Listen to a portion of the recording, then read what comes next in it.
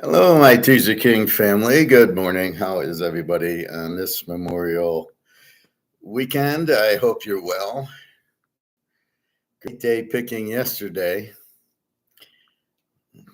and looking for another one today.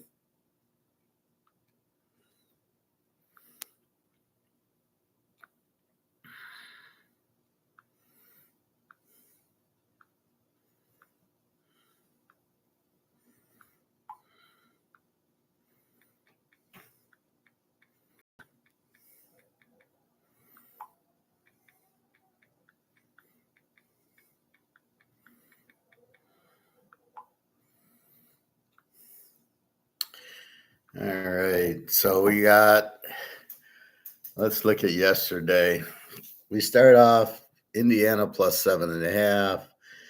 We had it for 5 units. Not a lot, but close. And they were way up. They're up 20 points when I saw them, or 15. Then I saw at the end that it was tied or 1 point, and they lost by 3. We're getting 7.5. W there. Again, you see how the team with the back against the wall acts. Their intermediate players were hitting their jump shots. I'm sure the crowd give Boston credit for still being able to win the game. And they're now 3. I'm glad that Boston won, but we covered. We win, but now it's 3-0, and now this is a big lock on Indy. I don't know what the spread will be. This will be a huge lock on Indy because they've shown they went to overtime once, and it was a 1-point game yesterday. So they're not going to be blown out. So if we can get 5-6 points, it's a lock. They have to win. I'm sure they'll win the next game because Boston won't care. They're up 3-0. They'll go back home and win game 5, so they don't care. Very hard to get a sweep in the playoffs. So first W, Toronto under 8, 2-1 game. That was a 5-unit. Frisco under 8 was a loser, but we didn't play it. And again, we're fooled by the pitcher, or they switch pitchers on us. They did that. There's a pitcher. I was watching a game. I was watching the Cubs and the Cardinals, and the Cubs pitcher that we bet on the other day didn't pitch. He's pitching Monday in Milwaukee. It's like, what the fuck? Then why show him in the thing as he's pitching? Anyway, Baltimore under 8 is a push. Minnesota over 8.5. We lose. Washington under 8.5. So Baltimore's a push, 5 units. Minnesota over 8. Or over 8.5, they score 8. I was like, really? So for some reason, that number came up a few times. So I'd say that's a loss. Baltimore's a push. Washington under 8.5, the W. That was 5 units. Atlanta under 8.5. That's a W. That was 5 units. Houston over 8.5. Houston, I don't even think they win. Oakland wins. Spaghetti with a 7 ERA, it was like 3-1 or something. Like, what the hell was that? So we lose. That was 5 units. Our 10 unit, our big baseball play wins. Kansas City, they get the W. Philadelphia comes from behind and wins, and San Diego under 7 wins. So we go 1, 2, 2-1, 3-1, 4-1, 4-2, a push. We go 5-2 in baseball on our 5-unit plays. We go 1-0 on our 10-unit play, Kansas City, and we hit the Indy plus 7.5 in basketball. Pretty good fucking day. Now, I've already penciled in today. Detroit-Toronto starts in 20 minutes, so I'm going to give you Toronto. Take Toronto. It's Yuzuki Kikuchi, 2-4 with a 2.64 against Casey Mize, 1-3 with a 4.57. This guy really blows. He was the number 1 draft pick. I don't know what they're looking at to make this guy the number 1 draft pick. A lot of injuries, and he's basically 1-3 with the 4.57. So going Toronto 5 units. I'm going to give you the 5-unit plays I looked at last night. Let's make sure they're still there. Boston against Milwaukee, Tanner Hott, 4-5 with the 1.94. Very unusual. The record versus the ERA, 4-5, but a 1.94 versus a 1-2 with the 5. Tobias Myers. We like Boston there. We'll make it 5-unit, but I'm very close to making it a 10-unit play. I'll get into an argument that I heard on the radio. Seattle against Washington, we got Ric Flair, Brian Wu. He goes wooing, 2-0 with an 0.57. Patrick Corbin, 1-5 with a 6.29. I like Seattle again. Let's make these 7 units. Let's make Boston and Seattle 7 units.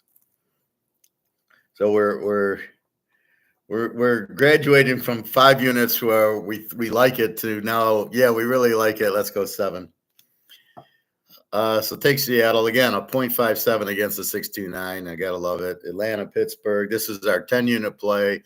Chris Sale, I was talking to you about the other day. 7-1 with a 2.22 against Martin Perez.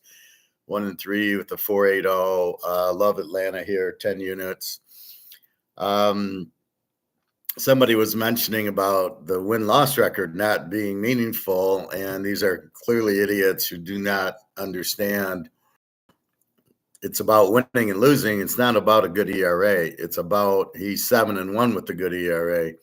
As we've looked at the other guys, 4-5 with the 1.94. I want to bet him to win. And no, don't just go 5 innings. Verlander went 8 innings a few games ago. So they will go. Chris Sale will go probably 8 innings today. So, yeah, it is important to earn the record. Otherwise, how do you measure the pitcher? The pitcher's 0-10. You want to bet on him? Well, he's got a 2 ERA. Well, that doesn't make sense. How can he have a 2 ERA and he's 0-10? That means he gets no hitting support. So, again, why do I want to bet on him? We're looking at this from a betting standpoint, not well, he's got a low ERA and he's 0-10. Yeah, okay. No. A winner would not be 0-10. Chris Sale, 7-1. So it is the win-loss record is very important. So if the team wins 10 games and loses 150, but they have a low ERA, is that good? It's about wins. It's not about the ERA. I'd rather have a guy who's 10-0 with a 3.5 ERA than a guy who's 0-10 with a 2 ERA. Gotcha. All right. So Chris Sale's a 10. Baltimore is our next. Baltimore. Kyle Bradish, 0-0 with a 2.41 against Garrett Crockett, 5-4 with a 3.75. I like Baltimore, but just for 5 unit. The White Sox are such a bad hitting team and such a bad bullpen that I think Baltimore wins the game. See, here I don't mind. He's 0-0 with the 2.41, so he doesn't lose. I'd rather have him 4-0 than 0-0. That does matter. Philadelphia is our next item up for Ranger Suarez. I got to make this a 10. Oh, I made this this is the lock of the day. Ranger Suarez, 9-0 with the 1.36 against Cal Quantrill, 3-3 with the 3.59. We're taking the Ranger. Go Phillies. This is 15 units. This is the big one.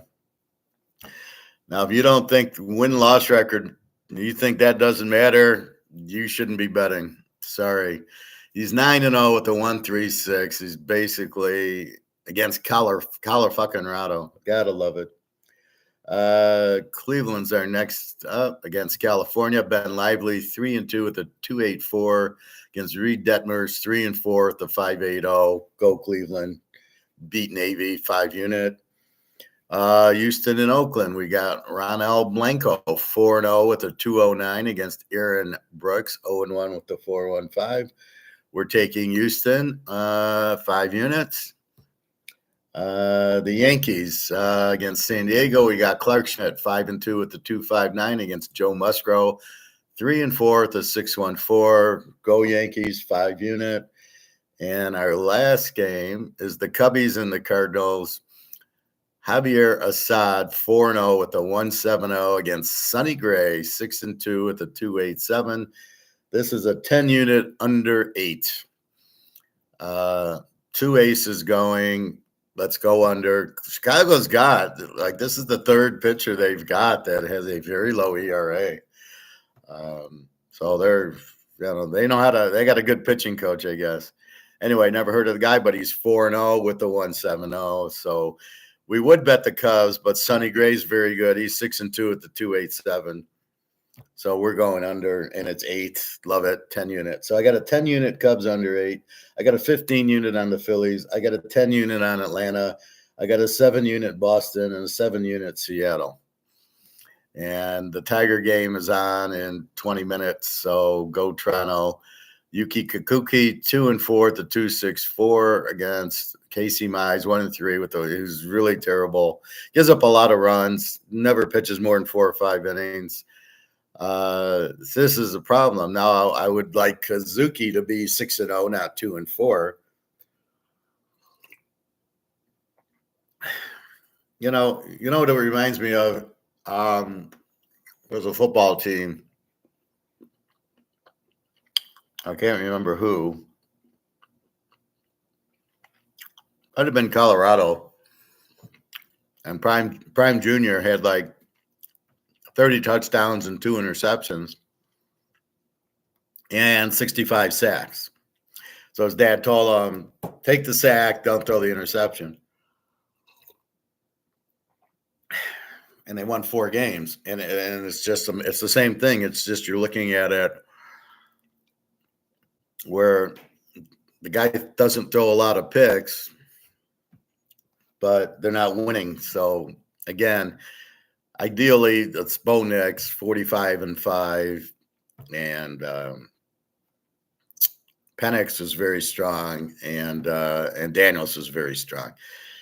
Jake May, no good. J.J. McCarthy, nothing, and Caleb had a lot of picks. So, and especially in the big games, Caleb, again, Notre Dame, UCLA, Oregon, doesn't show up. Arizona, he didn't show up. They didn't have a first down in the whole first half, I think. Or they got one like late. So I don't want to hear it. So I got half a dozen teams. So we already got Toronto, 11:35. What, it must be on Peacock or something.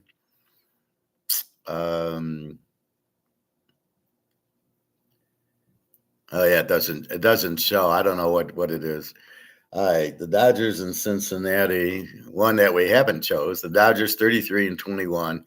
They're a big 210 favorite. See, it's really hard to bet the Dodgers. They're not that good, but they're laying 210. So it's almost like Vegas doesn't want you to bet on them. I don't know. Yoshiba Yamamoto 5-1 with the 317 against Brett Sutter, 0-0 with the 413. I kind of like LA. See, here's where the record comes in, 5-1. Okay, yeah, I could bet on. He was 5-1. 3.17 ERA is a bit high. Brett Sutter. Now, Cincinnati's beaten them the first 2 games, so I'm not going to play the Dodgers. Now it's a question of over/under.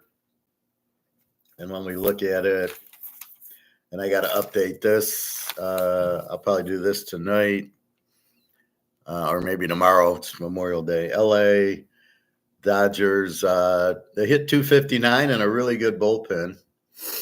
And Cincinnati hits 219 with a pretty shitty bullpen. I got a weak bullpen, so the Dodgers should win this game. So we'll put LA, but we're not going to play it. I got enough 5, 7, and 10, 15 unit plays. Milwaukee, Boston. We've got Boston. It's Toby Myers 1-2 with the 5. Oh, for Milwaukee, Tanner Huck 4-5 with the 194. So, okay, I don't trust Tanner Huck that much, but I like his ERA. But against Toby Myers with the 5 ERA, Boston should get the W there. Seattle, Washington, we took Seattle. Mr. Ric Flair, Brian Wu, 2-0 with a .57, and he's pitched like 5 or 6 games. And Corbin 1-5 with a 6.29. So this guy comes in and shuts you down, and then you get to the bullpen. But Patrick Corbin 1-5 with a 6.29 is an absolutely pig. So we're definitely taking Seattle. We made it 7 units. Atlanta, Pittsburgh, that's our 10-unit play. Chris Sale, 7-1 with a 2.22. Martin Perez, 1-3 with the 4.80. So real pig. So go Atlanta. San Francisco, we got the 49ers against the Jets. Joe Namath back for the Mets against Joe Montana for the Niners. Logan Webb, 4-4 with a 3.03 against Sean Manea, 3-1 with a 3.11. Both teams are kind of the same. Frisco's favored 115 and over under a 7.5. San Francisco, it's 247. Bad bullpen 462. The Mets, decent bullpen 327, hits 235. So Frisco is pretty much an over. You got a 3.03 and a 3.11. I think this game goes over. Let's go say San Fran over 7.5. No play. I got enough, but again, you don't know. Here's the problem. The 3.03 and the 3.11 could shut out the other team or give up 5 runs. And that's the unknown. I trust the Crick Sale. I trust Verlander. They're going to shut you out. Here, Logan Webb's 4-4. Makes me worry. Mania's 3-1 with the 3.11. He could easily shut you out. Over under a 7.5. Little too much doubt, so we'll let it go. KC, Tampa. I've been nailing it with KC. I had them for 10 units on Friday and yesterday. Both 10 units, both won. Both their aces going. See, KC's got aces. They got more than one ace. The Tigers don't have any. KC and Tampa. I don't know. Skubal. Yeah, come on. KC 34-19 Tampa. We got Michael Waka 4-4 with the 4.55. Ty Bradley 1-2 with the 4. This has got to be an over. Let's see. KC hits 243 with the 4. I don't have a great ERA. Tampa Bay hits 244. That's up a lot. 420. Yeah, this has got over. So we're going to go KC over 8. Yeah, we'll play for 5 units. We're hot with KC. But we're taking the over. Waka 4-4 with the 4.45. How can you not look at wins and losses by the pitcher?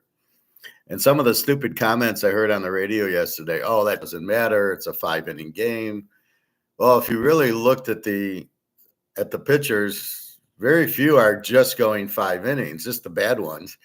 Most of the good pitchers are 7, 8 innings, as they should be. They should be 8 or 9. Verlander, to hit the Tigers, should have went all 9 innings. What's the difference? You're not going to pitch him for 5 days. He's pitched 8, and I'm not even seeing 100 pitches. I'm seeing 87, 88, and they're pulling the pitcher. What the fuck? Why don't you let him go 10 pitches and then pull him? He might get hurt. What a bunch of bullshit. So Waka tells me at 4-4, he's not that good of a pitcher. 4.44. And the low ERAs could be they played a bunch of shit-hitting teams. I mean, it's very easy. But did they beat them? And that's where the win-loss record has to be looked at. You got to be kidding me. Just like saying, well, we'll look at the Green Bay Packers there, but they're, they got a real good team, but they're 2-11. Yeah. No, they're not a good team if they're 2-11, but they scored 25 points a game. Yeah, okay. It's the wins and losses that matter about everything. Basketball, football, baseball, the pitcher has to have a good record. I heard that. I almost drove off the road. I was like, are you guys out of your minds? And this is why I don't really want to listen to the callers, because they're a bunch of idiots. They don't know what they're talking about. So they're sitting there. Oh, no, it's stupid to look at the record. It's all 5-inning game now. Yeah. Oh, okay. Really want to listen to your input, whoever the hell you are. Okay. So KC, we're going over 8 for 5 units. Baltimore, Chicago, we already got Baltimore 5 units. Kyle Bradish 0-0 with a 2.41. Garrett Crockett 5-4 with a 3.75. But because the White Sox are so bad, we'll we think Baltimore will win. Bradish 0-0, but he's got the low ERA. So Baltimore being the better team, I think, gets the win. Here's where I'm betting Baltimore's offense more than anything. Texas, Minnesota. Yeah, I actually didn't play a game. And I know why. I don't have pitchers. How do I not have pitchers? Minnesota's a 165 and over under 8. And I don't have pitchers. Wow. All right. Let's go into the box score and see if I get pitchers. Starting lineups. Oh, G. Garabito hasn't pitched.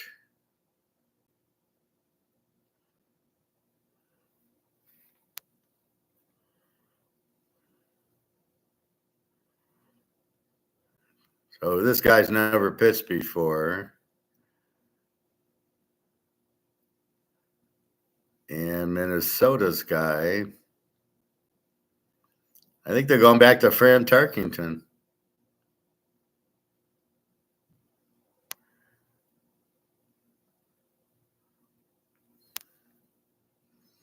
Maybe I don't have a pitcher for Minnie.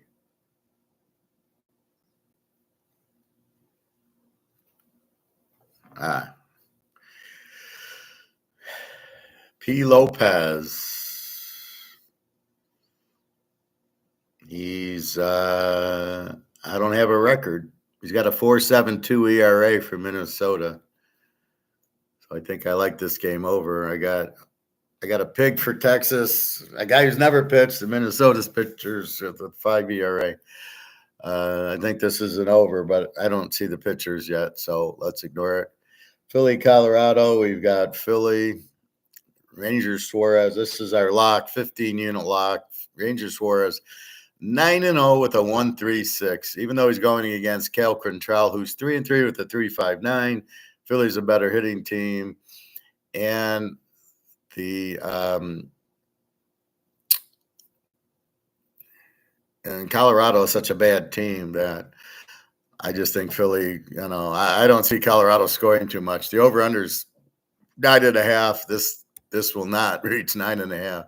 It's probably a good under bet too, because Suarez is basically going to shut him out, and he'll pitch 7-8 innings. Suarez. So all you people that think they only pitch 5 innings and he's 9-0, go fuck yourself. All right, Cleveland, LA. We like Cleveland here. Ben Lively, 3-2 with a 2.84 against Reed Detmers, 3-4 with a 5.80. Houston and Oakland. We've got Houston, 5 units. Ronald Blanco, 4-0 with a 2.09. Aaron Brooks, 0-1 with the 4.15. Wasn't he a quarterback, Aaron Brooks? Switching sports. The Yanks, San Diego. Clark Schmidt, 5-2 with the 2.59. Joe Musgrave, 3-4 with the 6.14. So we like the Yankees here. And it's only 125. Very rarely do you see the Yankees this low, so go jump on the Yankees, you Yankee fans. Miami, Arizona, Ryan Weathers, probably related to Carl Weathers, Apollo Creed, 2-4 at the 3.49. Blake Watson, 0-0 with the 4.91 for Arizona. Arizona's a 145 favorite and 9. Let's see, Arizona. 242 batting average, 4.60 ERA, and Miami absolutely sucks. I got them as a Z team. They hit 230 and give up 4, and they're 4.64 ERA in the bullpen. 181 runs and they give up 259. They're our Z team. We should bet Arizona just on principle. However, I can't bet a pitcher who's 0-0 with the 4.91. Ryan Weathers, 2-4 at the 3.49. So basically, you got 2 pigs going. I think I don't know. I mean, Miami is such a bad hitting team. It's hard to bet this game over. So I would probably take Arizona. And the last game we already have, that's a 10-unit play, St. Louis and the Cubbies. After watching it yesterday a little bit, about 3 innings before I fell asleep, 4-0 with the 1.70 Javier Assad. Sonny Gray, 6-2 with the 2.87. How do you ignore the record? I mean, Assad's 4-0 with the 170. Isn't that better than 0-4 with the 170? Jesus Christ. The Tigers had that pitcher who sucks, Reese Olson, and he was like 0-5, but he had a good ERA. Yeah, but he loses every game. So they finally won yesterday, I think. But we had the game under. So that's where you use the game. You can't bet the guy who's 0-5. With a low ERA, you can bet the game under, but you can't bet the guy. He can't win. This is about betting. This is about gambling. This is not about we don't care the win-loss record. Bullshit, we do. All right, so let's review. We got Toronto for 5 units, Boston 7, Seattle for 7, Atlanta for 10, Baltimore 5 unit, Philly 15 unit, Cleveland 5 unit, Houston 5 unit, the Yankees 5 unit, the Cubbies under 8 for 10 units, and Kansas City over 8 for 5. We also like the Dodgers and the 49ers over 7.5, but we're not playing. We're actually not playing a few games. Now let's get to the Piesta Resistance, the NBA.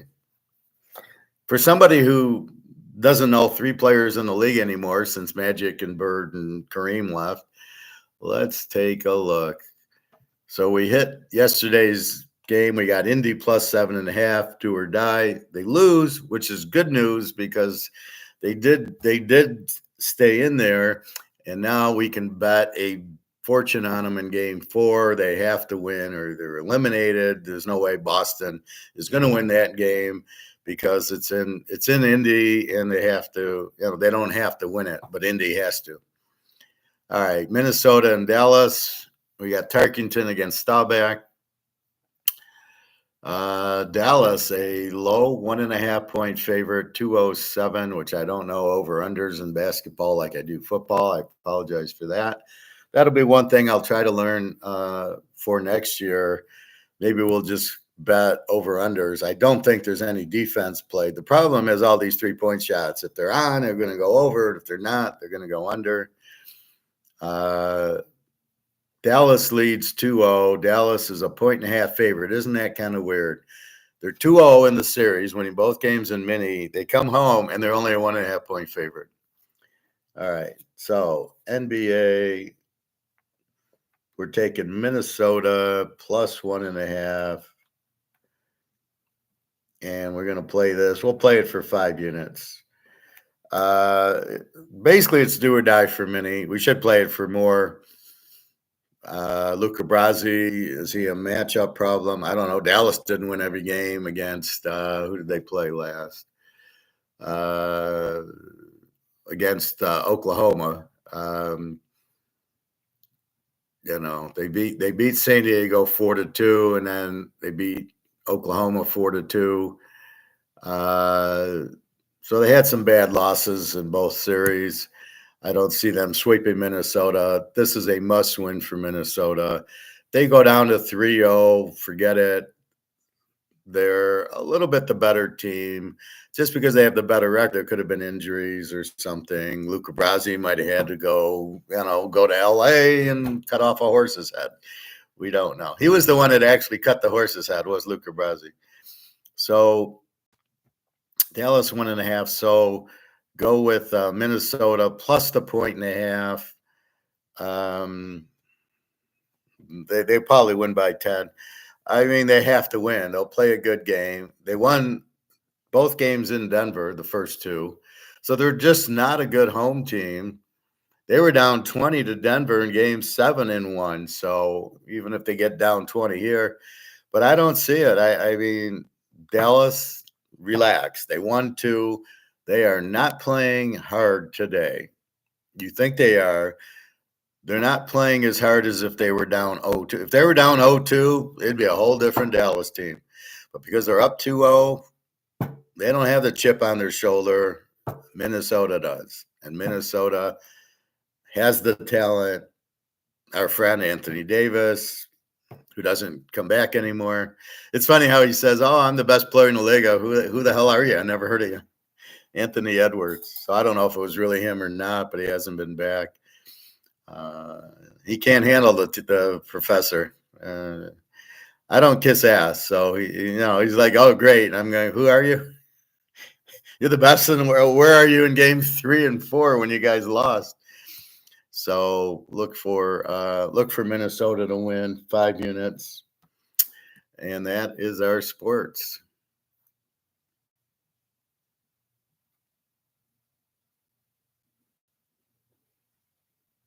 Somebody liked my comment. So I did a comment on Lynette Zing. And my comment was,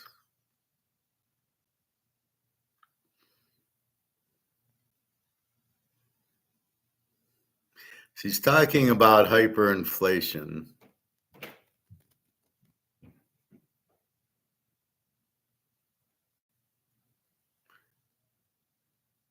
So let's go to the comment. I'm in my 60s, and even though I ate a lot of protein, I struggled with low energy levels. Nobody cared. Package. It was remarkable.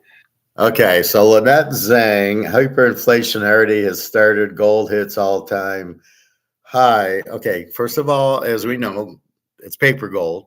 We don't give a fuck. We want to know about physical gold.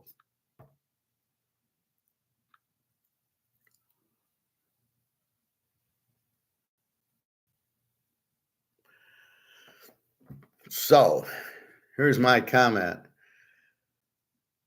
No, it hasn't. So she's saying, Lynette's hyperinflation already started. Gold hits all-time high in whatever. Okay, and I'm saying,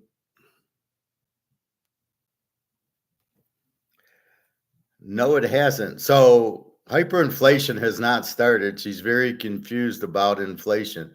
So I got 2 likes. I'm so excited. Oh, I got 2 likes here too. Velocity is a Keynesian concept. It's not real. So my fellow Austrians backing me up here. This is not me putting the like in. So people are reading it. But again, she doesn't know what she's talking about. But what does she say? Hyperinflation already started. And this is the problem. These people come out and make these incredibly stupid comments as if they know what they're talking about. And here's where we're stoic and we go, no, hyperinflation is the realization the boat's sinking and we got to get the fuck off the boat and we look for the lifeboat. You get hyper because you realize the boat's finally sinking. You didn't realize it when it hit the iceberg. Of course, we're talking Titanic. Hits the iceberg, you can't put 2 and 2 together. Yeah, we might sink because you know what? We hit the iceberg and all the water is coming in the ship. Yeah, but it's unsinkable. Well, not if it's full of water, it's going to sink. So you can't figure that out. And then as the boat's sinking, the realization of you're about to die unless you get on the lifeboat starts hitting you. That's when you become hyper and you're afraid and you start doing that. It's the same thing with inflation. When you finally realize that the dollar is worthless, which we already know, so we're not hyper, we know this is worthless, right? We know it has no value. We know the only lifeboat, I got to get my gold out. I gave that 1/4 ounce of gold to my friend Chelsea. She's one of my friends at the pool, and she got married. And I said, well, I'll get you some gold for your wedding present. And she had a private little ceremony. She was gone for a few months, so she's finally back. And I said, okay, let me know. I don't want to bring the gold. She was supposed to meet a couple of weeks ago, and she wasn't there. And I said, so yesterday I texted her after class. I says, are you there? And she said, no, I'm going to lunch, but I'll come back. I said, let me know. So I was in the pool and she came in. So I gave her a 1/4 ounce, which is worth $700. So she understood and appreciated it. See, I don't mind if you like gold, I'll help you out. It's when you're too stupid to understand gold that I can't help you. I can try, but I can't force you to listen.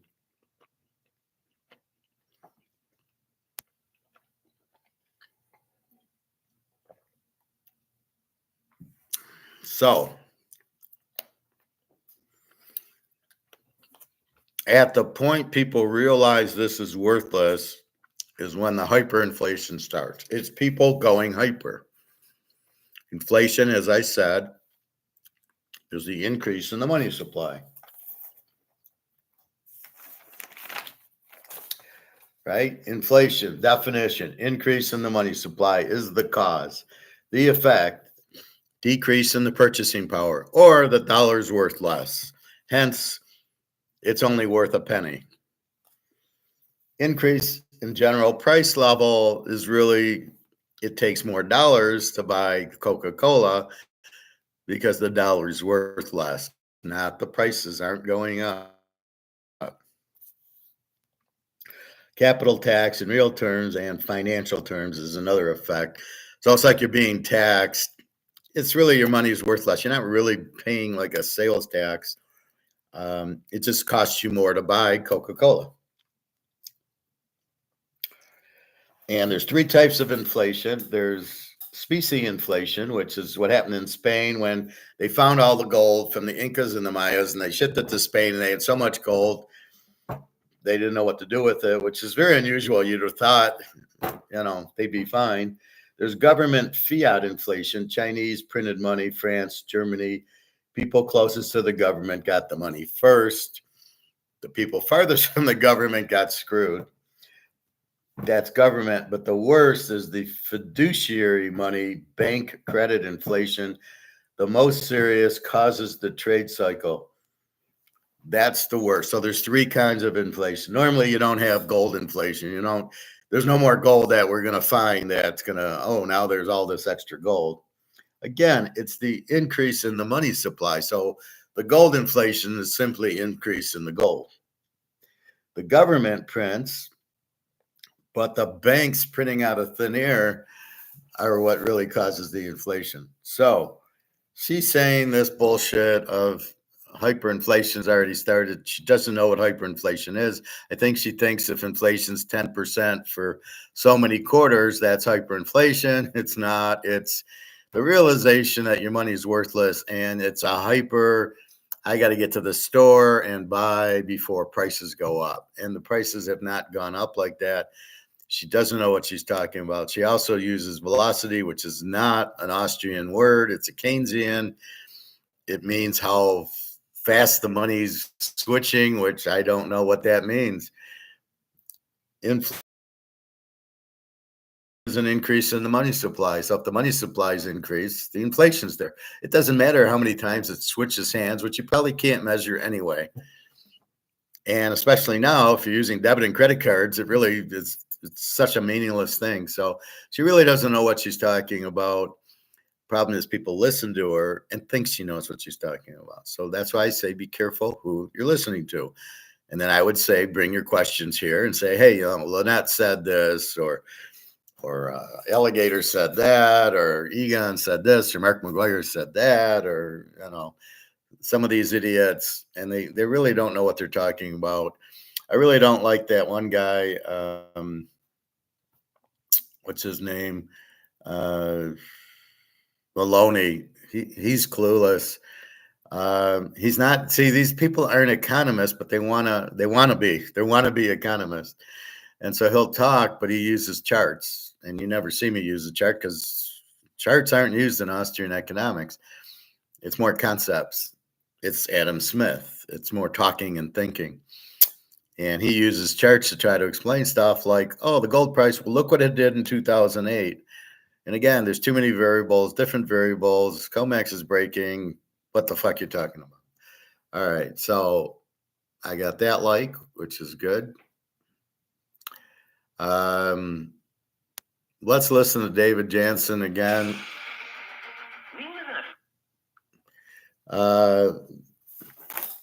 I can find my notes. Here it is. So David Jansen, let's go to minute 13. Yeah, we'll go to minute 10. So he explains comex really good. So basically, let's explain the Madoff Ponzi scheme. I'm going to give Madoff $10,000. Each month, he's going to give me back 15%. I don't know if it's yearly or month. Let's say it's yearly. So he gives me a chunk each month. How are you investing it, Madoff? Don't ask. If you ask me, I got to kick you out. Why? If you know, what does that remind you of? It reminds you of Fort Knox. Well, we have 8,000 tons of gold in Fort Knox. Oh, let me see it. Well, I can't show it to you. That means you don't really have it. If somebody won't show you something, if somebody says something and won't show you, they don't have it. If I say I have gold and I can't produce it, I don't have it. But I don't fuck with people, and I do have it. So I have the gold. There you go. And I show you the gold. So Fort Knox doesn't show you the gold. Why not? Because they don't have it. It's all hypothecated out. So with Madoff, you ask him, how are you paying me? And he says, don't ask. Well, that's a red flag. What do you mean, don't ask? I want to know how you're making money if I'm going to give you 10 grand. So I know, and no matter what, he always paid me. He always, no matter what the market did, World War II could happen. We still made money. So he doesn't tell you how he's making you the money, but he's getting money from other people and he's paying you out. And he pays out all the people. And as long as everybody doesn't at once ask for the money, the Ponzi scheme works because he's getting money in from all these people. Because once they hear, oh, look at Madoff, he pays 15%. He won't say how, but he is 15%. And once people realize that, they just want, oh, I'll take the 15%. Do they realize it's a Ponzi scheme? Don't know. Maybe, maybe not. I would have known it was a Ponzi scheme. Actually, I think my brother-in-law told me about a Ponzi scheme he was in. I don't know if it was Madoff. It was 20 years ago. Could have been Madoff. And he says, oh, I'm getting this 15% return. And I looked at him like, and I'm in my, I already done with my master's program. And I looked at him and how are you doing it? Well, we got money in like strip malls. They can charge more. And I'm like, no. And so he's getting 15%. He wants me to come in. And I go, no, I'm not going to get Ponzi'd. If the rate's 3%, you're not getting 15 unless it's illegal. So I told him, you're going to lose your ass. And I laughed and didn't get in. But that's what happens is if they can't explain it to you, that's why you get Madoff, because it's not real. So what hurts Madoff is 2008, everybody wants their money out at the same time. He can't get enough money in to cover what he owes, and he's done with. And that's what's happening with comex. Comex doesn't have much gold, and they leverage these derivatives and these algorithms and all this. So 1 ounce handles 1,000 ounces, and it's okay. And so all these people will get in with the derivative or buy it or sell it or whatever. But if everybody wants their gold at the same time, he doesn't have 1,000 ounces of gold to give you. He's got 1 ounce covering, or let's say 10 ounces covering 1,000 ounces. He can't do it. Hence, it's a bullshit Ponzi scheme, which we know. And the dollars are controlled by these algorithms and the bullshit, and that's what's going on. So, with that said, that's the Madoff effect is happening with comex. People wanting their gold and silver now. A lot of it is to get out of the dollar. A lot of it is they need silver to make electric batteries and to make solar panels. They need silver for that. Also, people want silver because gold's getting expensive. So they go, oh, give me silver. Silver's money. They're all trying to get out of the dollar. They realize the gig's up. The dollar's worthless.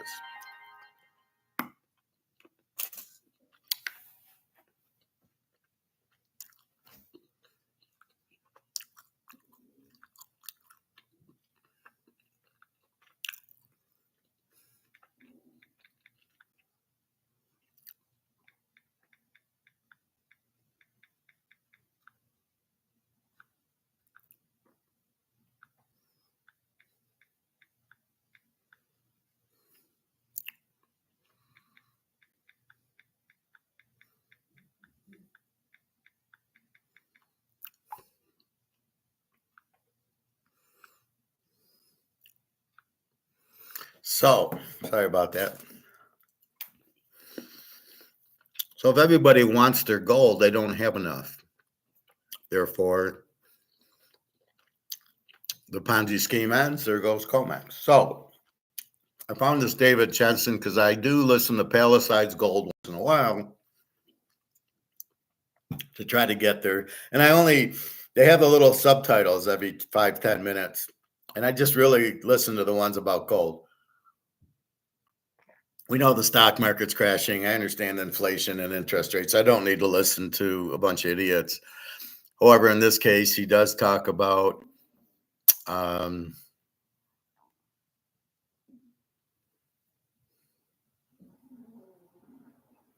he does talk about sort of explaining brics or comex, which is good to know because it really is confusing how it works because it's like Madoff. He doesn't want to tell you how it works. So it's a lot of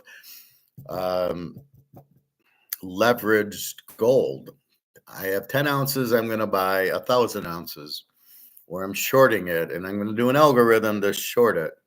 I want the price down because China wants to buy and I'm in bed with China. They're paying me. And there's 4 billion banks that are kind of trying to control it until everybody wants the physical, which they don't have. It's such a Ponzi scheme. The total thing's illegal.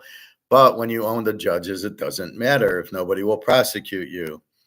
So that's the problem why the gold and silver price are so cheap is the manipulation. However, now that people are wanting the silver and they demand the physical gold, it should be ending. And that's what we're going to listen for about 10 minutes here to this David Jensen. Never heard of him before. Have no idea. He sounds Canadian because he says A.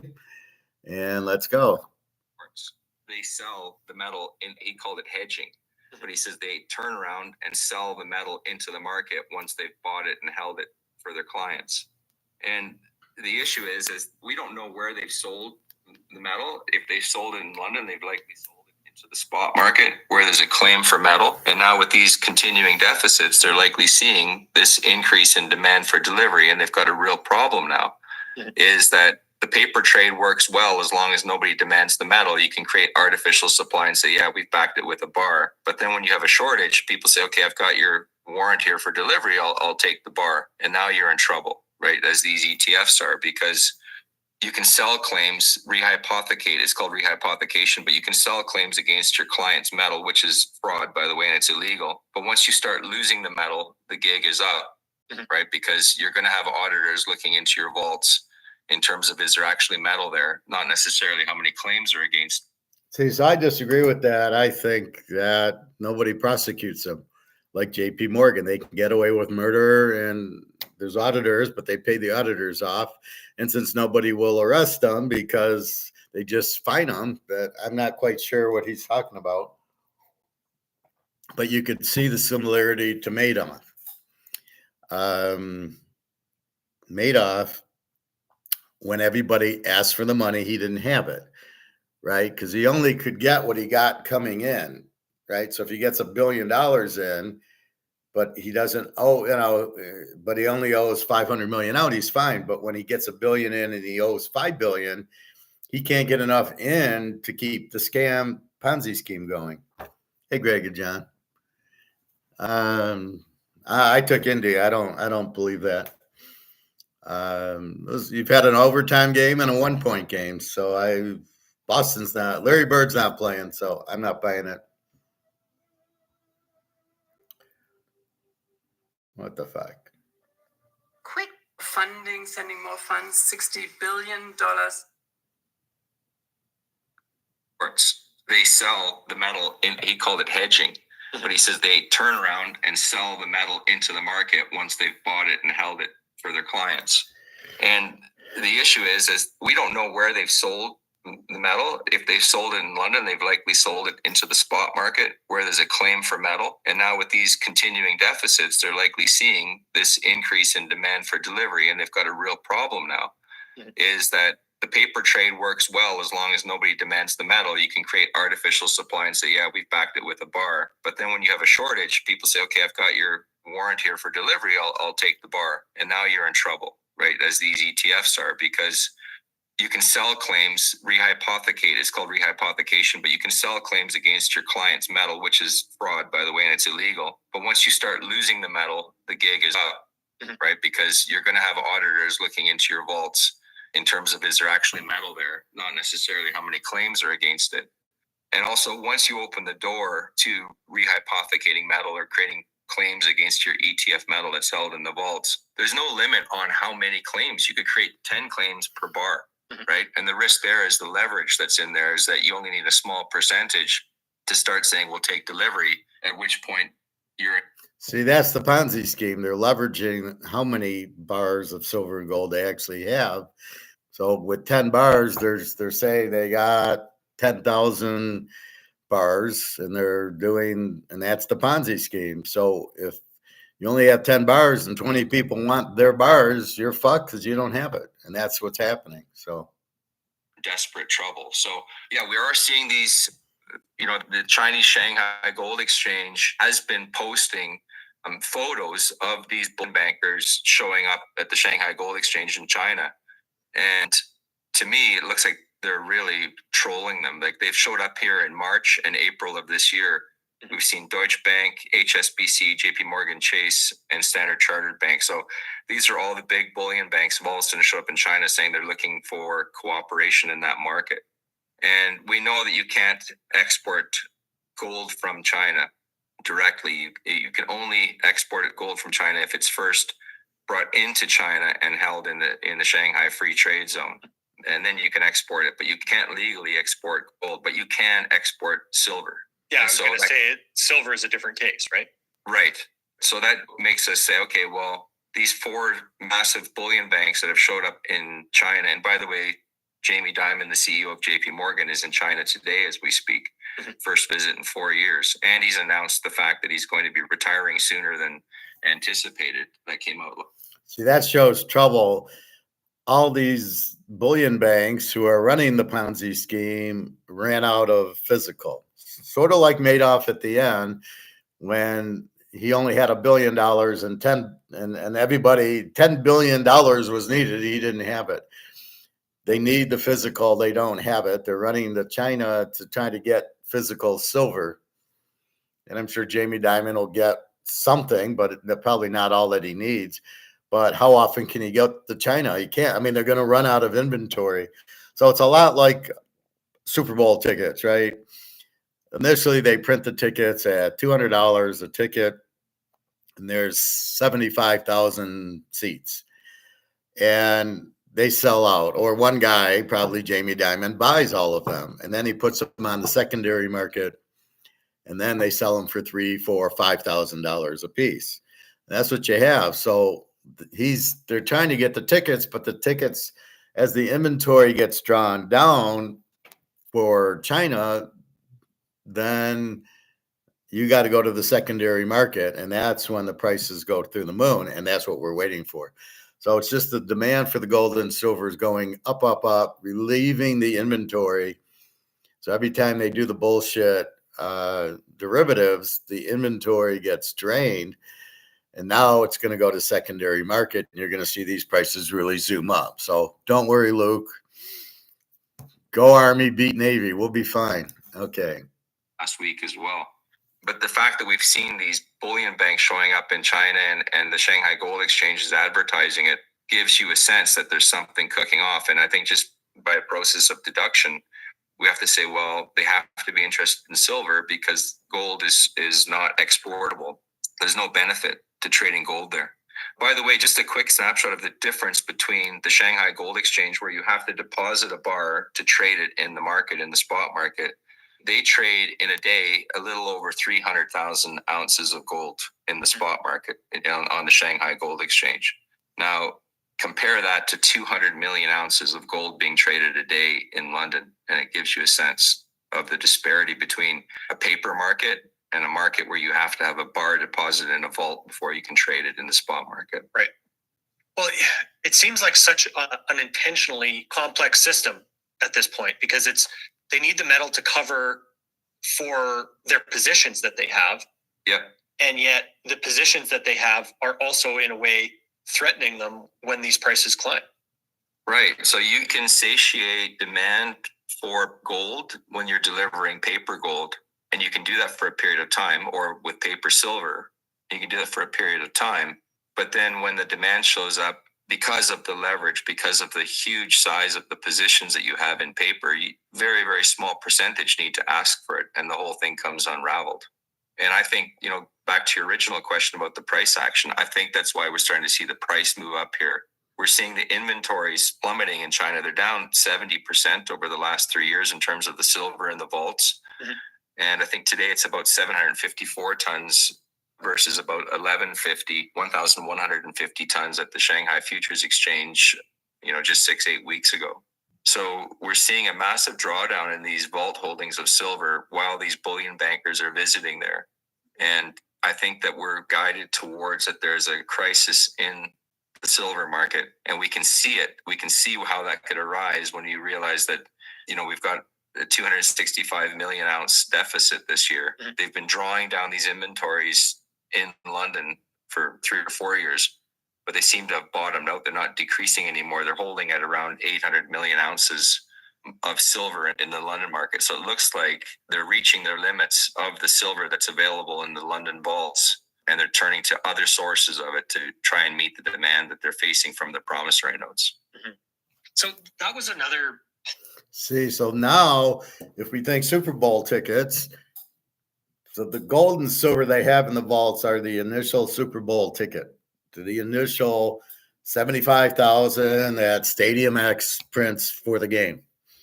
Once they run out of the inventory, then it goes to secondary market. What happens then? Oh, you want to go to the Super Bowl? Oh, 50-yard line, that's going to be $5,000. Not the 300 that it's on the ticket, but now the secondary, because you've run out.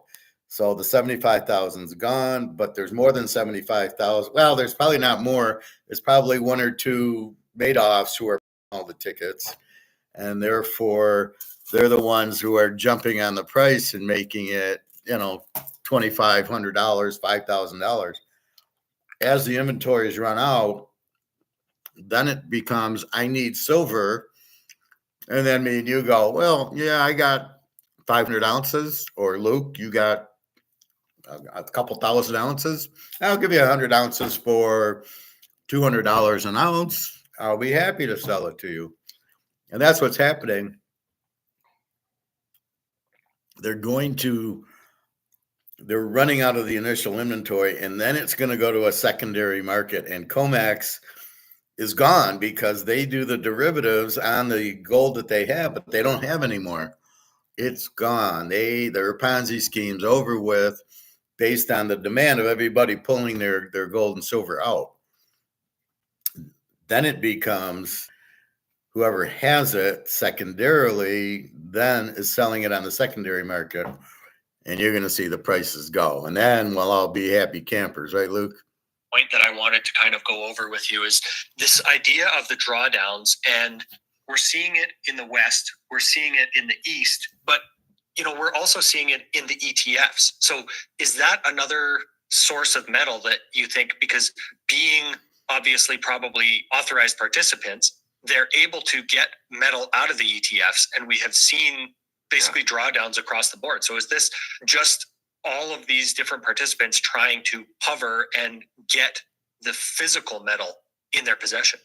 Yeah, I mean, the big banks are authorized participants in the SLV ETF, mm-hmm. which is the biggest of the ETFs. It holds about 430 million ounces of silver. Mm-hmm. They could, ask for what are called baskets and then get tranches of silver out of it. But you're also facing the opposite demand from retail investors that are heading in. So, yeah, for sure, the ETFs can be a source of metal for the large banks, but you face limitations if you want to draw down the physical metal that's there, because the leverage that you have in the system, the claims that you have on the remainder increases as you draw down the silver, right? So if you've written a bunch of these spot contracts for trading in London, as you draw down the available silver in there, your leverage gets larger and larger and larger. just to give you a sense of the disparity, Tom, between the silver and the gold markets, the silver that's held in London, it's about 820 million ounces. It's 3.5% of the total gold held in London. So it's a tiny little market. Mm-hmm. And of that 820 million ounces, 500 million of that is ETF metal, which leaves 300 million ounces for private investors and everybody else. So given the flatlining that we're seeing at about 800 million ounces, I think we're now at that limit of where you can actually get usable silver out of London. And again, these guys pop up in China, and here we go. So the price is running in a very public way. They're highlighting the presence of the bullion bankers in China, and we see this incredible volatility returning to the market. So, see, I like how he stays away from tons and calls it ounces. 32,000 ounces per ton. So I did the math yesterday, and it's only like 50, 60 tons. And in Money Heist, they stole 90 tons. That's all they got. It was 90 tons, right? So I'm surprised Spain only had 90 tons of gold. But so when he talks to like this, it's not a lot of gold and silver. It's 50, 60 tons is all he's talking about, but he makes it sound like it's 5 million ounces. And it's like, 32,000, 10 tons is, 32,000 times 10 is 320,000 ounces. So if it's 100, it's 3 million. So 100 tons is 3.2 million ounces. That's not a lot. That's Money Heist. So anyway, going back to this comment that Jeff Curry mentioned about that, this was basically during the, let's say, 2020, 2021 silver squeeze. Yeah. He explained that because of position sizing, he didn't think it was possible for retail investors to actually make the silver squeeze happen. It wasn't the position size. I think that was the explanation that he gave, I thought. Well, position sizing was something that would prevent a daily run because no one entity could legally get a very large position and therefore yank it out. So I think that was one point. The second point that he had was that the ETFs that buy the silver and hold it for their clients, they don't take it off the market. They turn around and immediately sell it into the market. He called it hedging. Mm-hmm. But an ETF has nothing to hedge. Like the job of the ETFs is to buy the silver and hold it for the client. Mm-hmm. And the client faces the risk. And Curry said the quiet part out loud is that we're actually selling our clients' metal into the market and risking it. Mm-hmm. And creating artificial supply with it. And so that was the big issue. And by the way, he's no longer with Goldman Sachs. He's pursuing other opportunities. So again, a Ponzi scheme. We're taking your gold. So it's like I said, it's like taking my Mahomes card and selling 10 of them, but I only got one. And it's okay. You think you own it. That's this digital crap. Stay away from all the digital crap. If you don't have it in your hand, it's worthless. So it's like me selling 10 Mahomes card, but I only got one. Well, if 10 people want their card, I'm fucked. I only got one. That's what they're doing.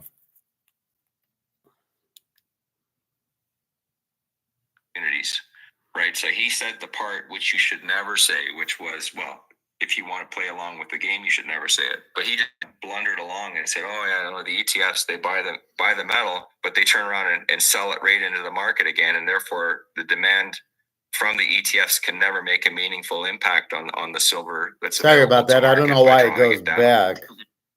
So we're talking about these different centers, whether it's New York, whether it's London, and now with the Shanghai Exchange, it seems that the Shanghai Exchange has really added to the pricing control of both of the metals. And there's a big premium, it seems to be, especially in silver, but gold as well, heading east. So is this just sucking the metal east? And does that end up really affecting their ability to control that market as well? Yeah, well, I think what's happening is that the fact that the metal is disappearing from the Shanghai warehouses dictates the fact that we have a limited time of price control ahead of us. And that we're seeing days where 3 to 4% of the Shanghai Futures Exchange warehouse holdings of silver get drawn down. And so you can't maintain that cadence of drawdown for very long because your inventory is disappearing. So I think that's the key, Tom, is just the disappearance of metal from the market into tightly held hands, and not necessarily even tightly held in terms of investment, but the legitimate industrial consumers are needing to source metal there in terms of getting it for its everyday use. Mm-hmm. So yeah, I think the key here is inventory disappearance in China and the voracious demand in China. China has its own problems in terms of its real estate's crashing, and its stock market is not looking very healthy either after a period of secular decline. Mm-hmm. And so the Chinese investors as well are buying this metal, as well as the Western bullion banks who are kind of getting their nose under the tent and trying to get into that market. Mm-hmm. So it just depends who's more desperate. Well, the Chinese public owns 20,000 tons of it. So I don't know what he's talking about. They don't trust the banks, and they don't trust the stock market. That's why the Chinese or the real estate market crashed, and they don't trust the stock market. So there's only one option if you're a Chinese citizen, is to buy gold. And they've made it where it's locked at a price that I think it's 2,300. It won't go under. And then it's 20,000 tons of it. So that's what's going on. So they're bleeding. The inventories is gone. Like I said, it'll go to the secondary market. So it's like a Madoff, right? He's okay at $1 billion going out because he's getting 2 in. But if you want 6 billion, and he's only getting 2 in, the Ponzi scheme ends. That's what's happening. Too much demand based on the dollar going out, based on the central banks buying it, based on everybody wanting to get gold and silver. And then you've got the India wanting it for the solar panels. They need silver for that. We need it for the Tomahawk missiles. So all the demand for silver is pulling it out also. And then the people who, like us, go, it's money. I want more silver. So anyway. But a little bit more. With the disappearing inventory in China and the flatlining of the inventory in London, I don't think we have very long to see before we get a pushing to the side of the promissory note pricing system and the influence of supply and demand asserting itself into the market, because the sellers will become too afraid to sell a promissory note when they know they face default from the person who buys the promissory note. Right. Well, I find it interesting that So that's what blows it up. Right now, they're doing derivatives, right? And you're watching the price drop when they do the derivatives. But what did you just say? People don't want to do the derivative anymore because they don't have the physical gold to back it up. Too many people are asking for the physical. So I don't really want to do a derivative of 10 Mahomes cards when I only have one, because I know people are going to ask for them. So I don't want to do it anymore. I only want to sell the one I have, not the 10. And that's what he said. And that's what's ending COMEX. They don't want to do the bull where they're moving they're doing the leverage derivatives because people are asking for it now, where they didn't before. They didn't ask for the gold. They didn't realize. Now they realize it's a Ponzi scheme and the dollar is out. And once they realize that, they go, I want gold. And now that the demand's so strong, they don't have it. Like Madoff, I only have $1 billion and I need 6. Ponzi scheme's over. And that's so they don't want to write them anymore. And that ends COMEX. And we're just at the tail end of that now, as these guys are going to China to try to get inventory to pay off these derivatives. Gold, we know, is you can't take gold out of China. So gold is pretty much done. Maybe one more month, and then it's the bye-bye blues. It'll be all over. All right. Mention, let's say, the problems that China is facing. I had a discussion yesterday with David Murren, and we talked about the possible deliberate release of negative information like that could make China look like it is in a weaker state than it actually is. So trying to understand the accuracy of that information that China themselves releases, I think, is a difficult piece of the puzzle to Okay, let's go to one more piece, 33.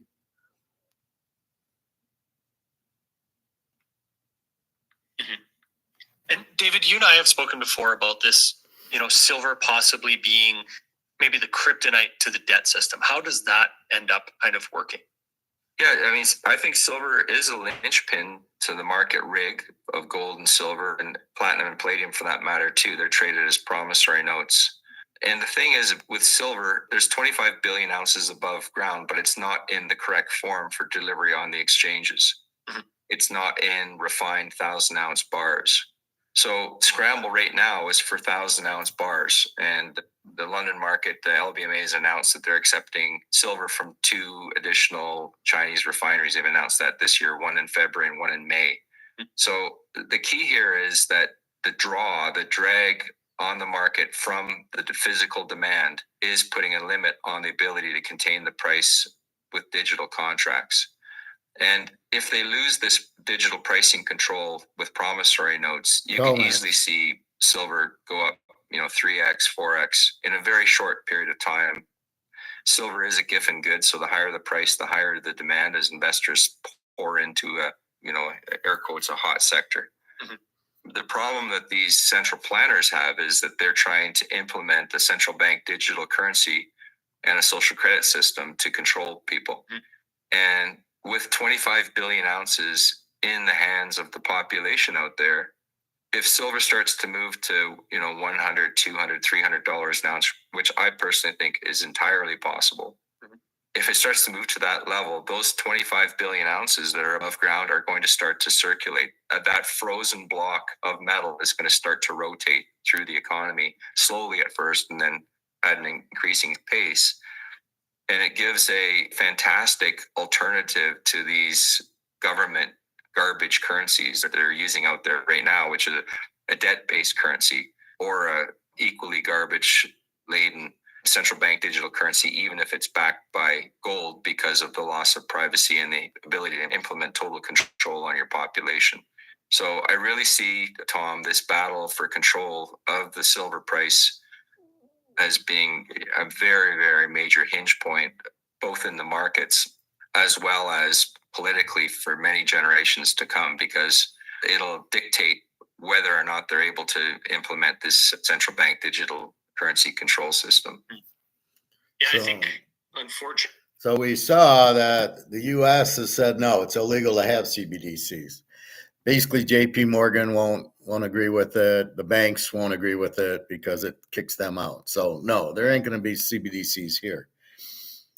The $300 an ounce silver, I think, is more like 1,000. He did say that. See, that's where it's a hyper. He says it's one of these that as it gets going and people see the price go up, they get in. Much like the Titanic, as they see the boats going down, there's the frenzy for the lifeboat.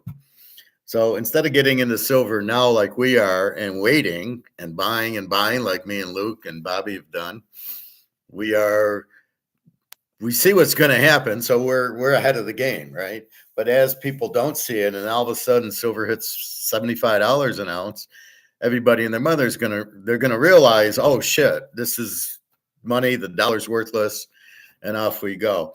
The CBDCs, I don't think will go. I don't think anybody will take them, and I think they're an option.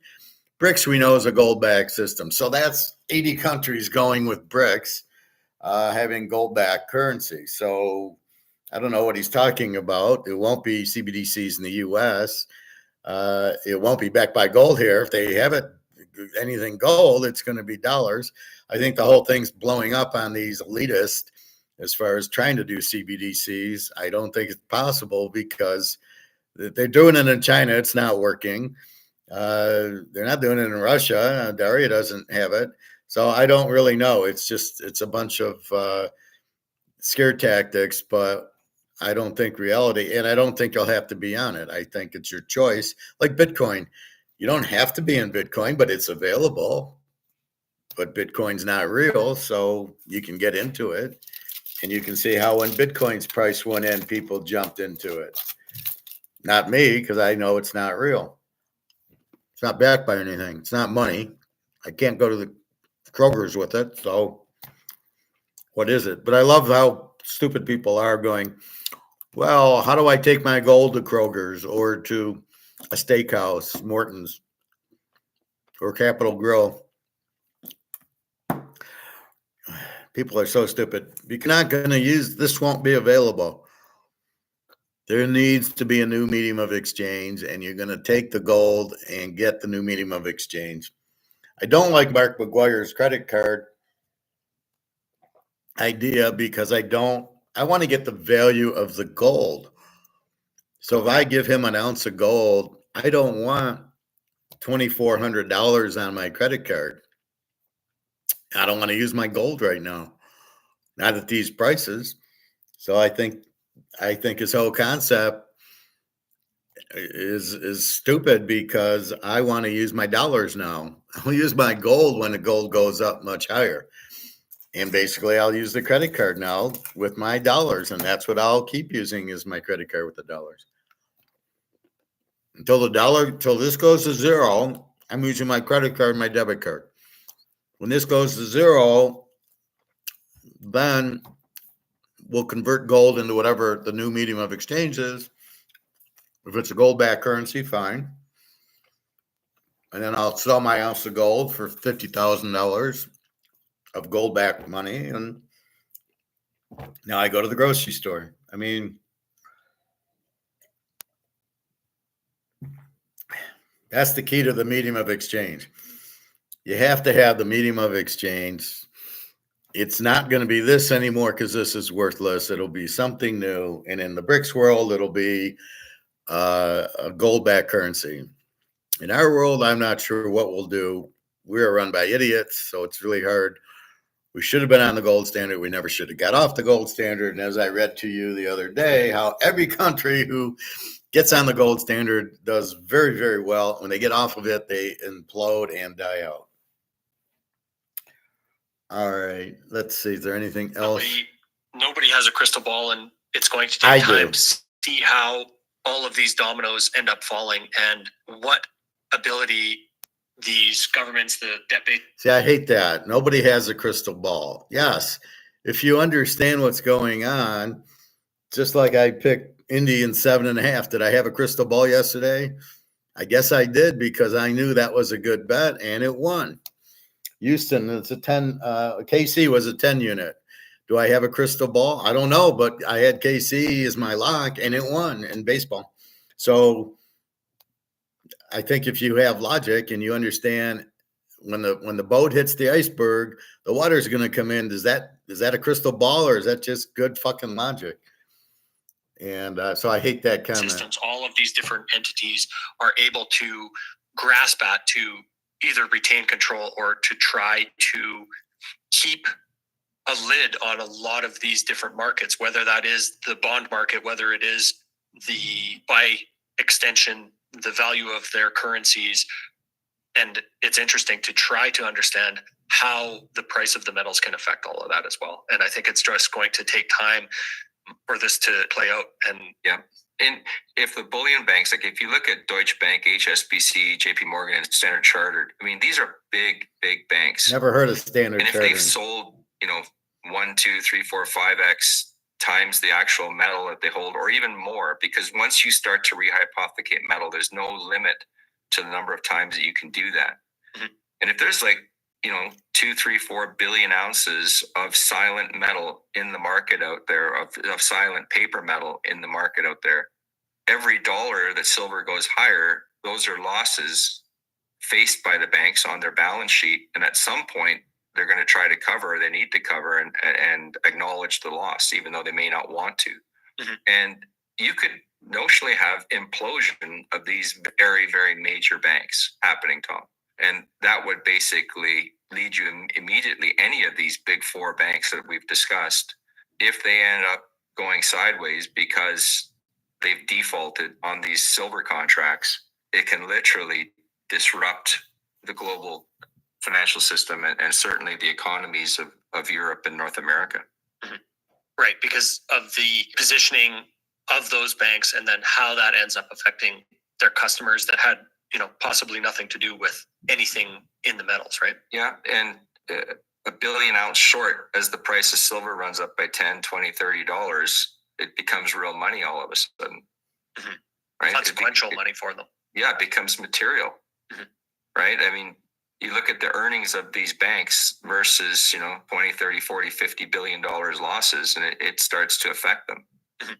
And if they're actually defaulting on delivery, and then it becomes apparent that they've been actually selling ETF silver into the market that they had no right to, that's actually a fraudulent transaction, it can bring down these major banks. Mhm. So they're fighting both for their financial lives and fighting to stay out of lockup. Well, Luke, did you listen to his earlier? I explained it pretty well. So if we go back to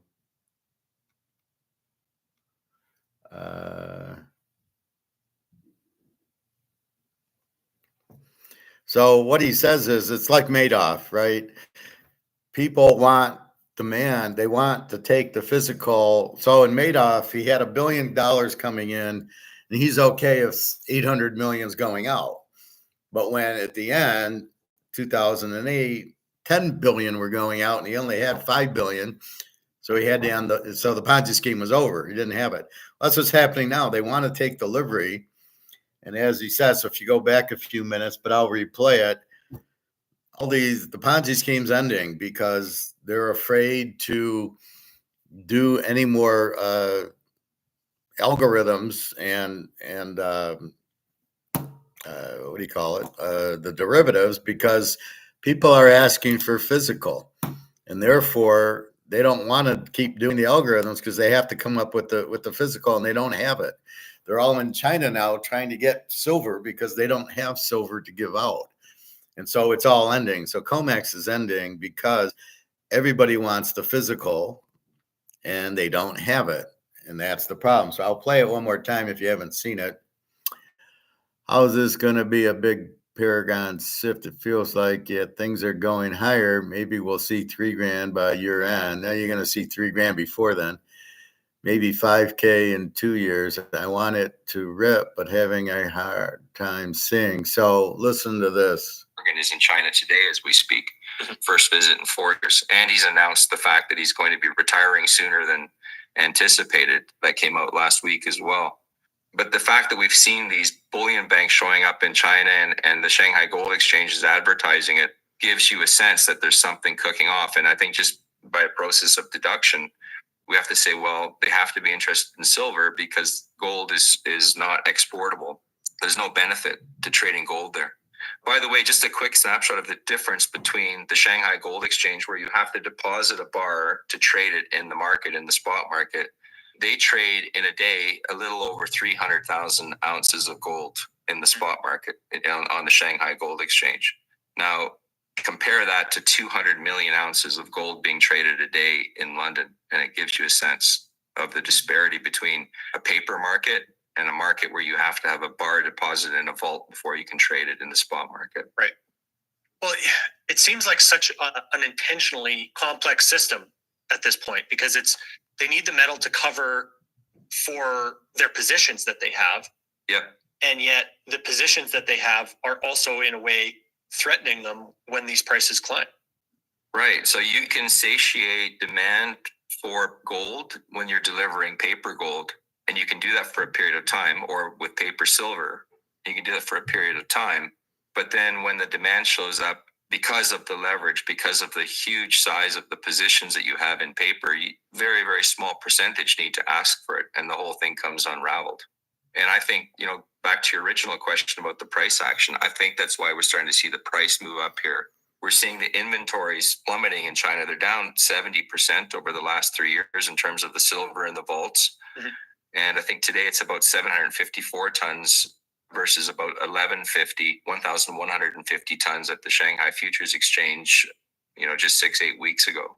So we're seeing a massive drawdown in these vault holdings of silver while these bullion bankers are visiting there. And I think that we're guided towards that there's a crisis in the silver market, and we can see it. We can see how that could arise when you realize that, we've got a 265 million ounce deficit this year. Mm-hmm. They've been drawing down these inventories in London for 3 or 4 years, but they seem to have bottomed out. They're not decreasing anymore. They're holding at around 800 million ounces of silver in the London market. So it looks like they're reaching their limits of the silver that's available in the London vaults, and they're turning to other sources of it to try and meet the demand that they're facing from the promissory notes. So you get that, Luke? So basically, the Ponzi scheme's up because people want their physical, right? If it's the India for the solar, right? The solar power, or for the electric cars, or for computers or phones, they need the physical silver. But then we want it for money. We don't want the lovely bullshit stuff. We want the physical silver. So all that is triggering the inventory gone. So as I said, it's like the Super Bowl. The first 70,000 tickets are $300. But once they're out, they then go to secondary market and they're now $3,000, $4,000, $5,000. And that's what's happening in silver. They are running out of inventory. All the bullion banks is what he said earlier. And if you watch earlier, it says they're all in China trying to get inventory because they're all out. Well, once it goes secondary market, you're going to see $100 silver. The derivatives, and then he says the derivatives that they're doing, they don't want to do anymore because of fear that everybody is asking for the physical. Where before they were playing this little Ponzi scheme, nobody was asking for the physical. It was just a little game between themselves. Now, when they do this, especially with gold, and the price goes down, everybody's chomping at the bit to buy it. And so they're running out of physical gold, and they're running out of physical silver in inventory, which is going to create a mess because they're going to have to come up with the inventory to give. And that's why COMEX is blowing up, because the game of the leveraged bullshit derivatives and algorithms are done. It's ending. They're all in China trying to get inventory. Once they can't, it's bye-bye blues. It's done. Goodbye. And then we go to the Shanghai, where you actually need a physical bar to do it. So how does that make you feel, Luke? If you feel a little bit better there? I don't know where you're getting your information, but I kind of ignore it because I don't think you have a clue. You're obviously listening to Lynette Zing or one of these other idiots. We'll see 3,000. It's 2,400. We'll see 3,000 in a few months. BRICS is, going to a gold-backed currency. They're going to need a higher price, probably about 10 to 20,000. You're going to see that relatively soon when they roll it out. And there's going to be more countries. There's 40 countries that want to join. They're going to need gold, and they're going to need a higher gold price because they can't print so much money. Because the thing with the gold standard is, if I have $1 billion in gold, I can only print $1 billion in paper. It's got to be redeemable. So if I go to the bank with $10,000, I go, give me $10,000 of gold. They have to have it, and they can't overprint it. So that they're going to need a higher price, so they don't, the gold will be worth more, and they can print more dollars.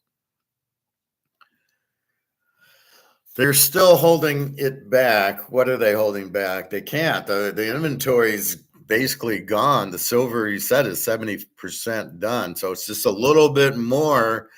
See, the key is the paper, where they're doing the derivatives, and they're doing the paper.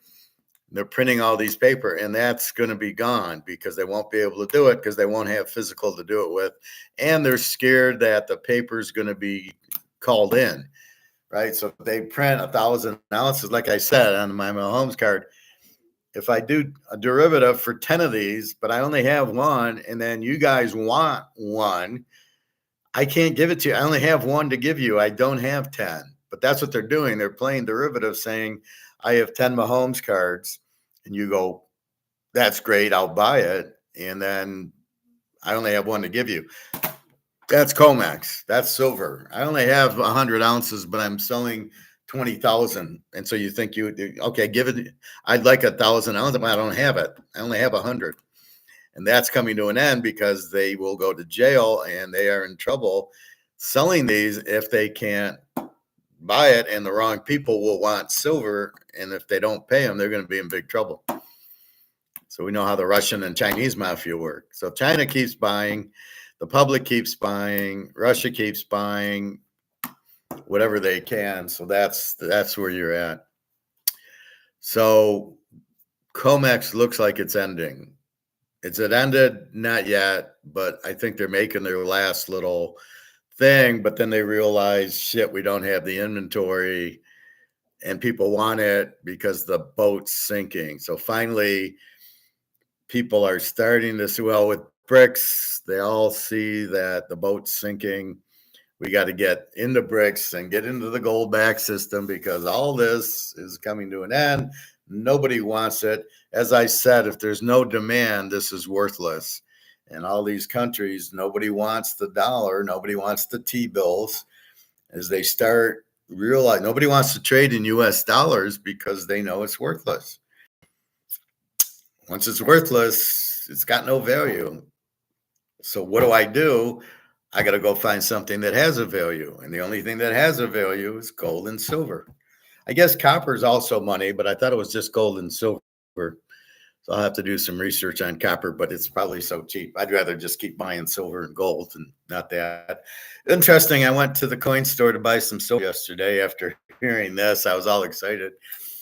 And they were closed for the holiday. And I'm thinking it's weird because they're normally closed Sunday, Monday anyway, right? And in a normal time, they're closed Sunday and Monday.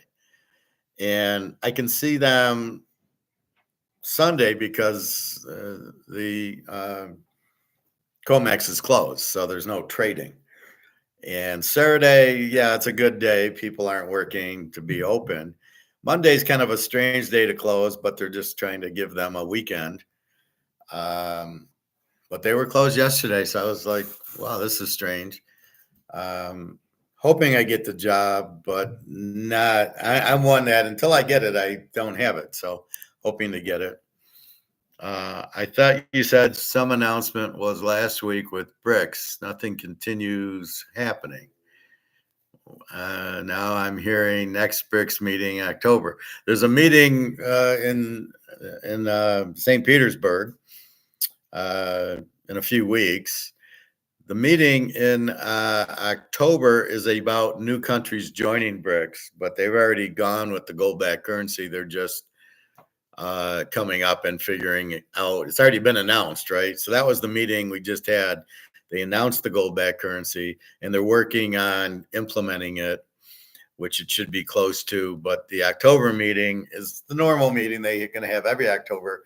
It's just for the other, 10, 20 countries that join, and another 10, 20 countries want to join. So there's 40 countries want to join. That's the October meeting, but they've already announced the gold-backed currency. So let me show you this one.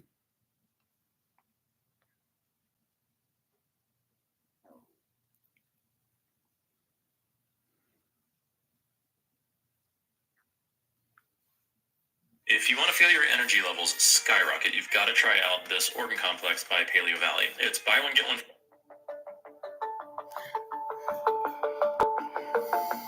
Okay, this is BRICS. Hello and welcome back, everyone. I hope you're having a wonderful day. Thank you very much for joining me. It has been a while since I shared an update on the BRICS block developments. There have been several important events, several developments, which we will incorporate into today's video.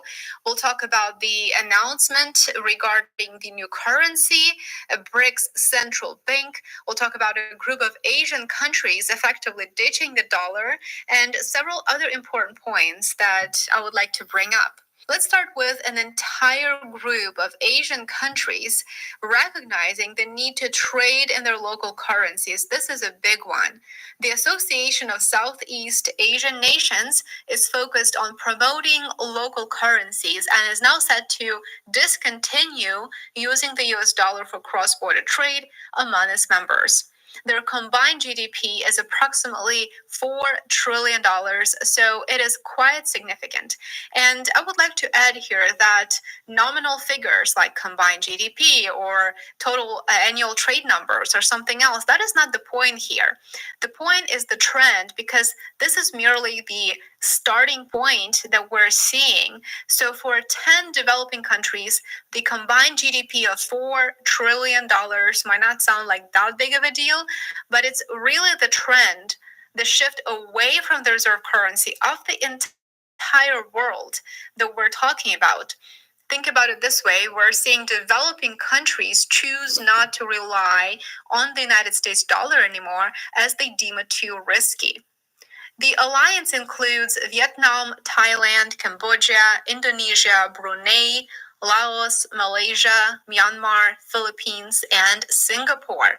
The countries fear that the rise in the US national debt, of the militarization of the West, and escalating conflicts will negatively impact their local economies as well as their prospects of development.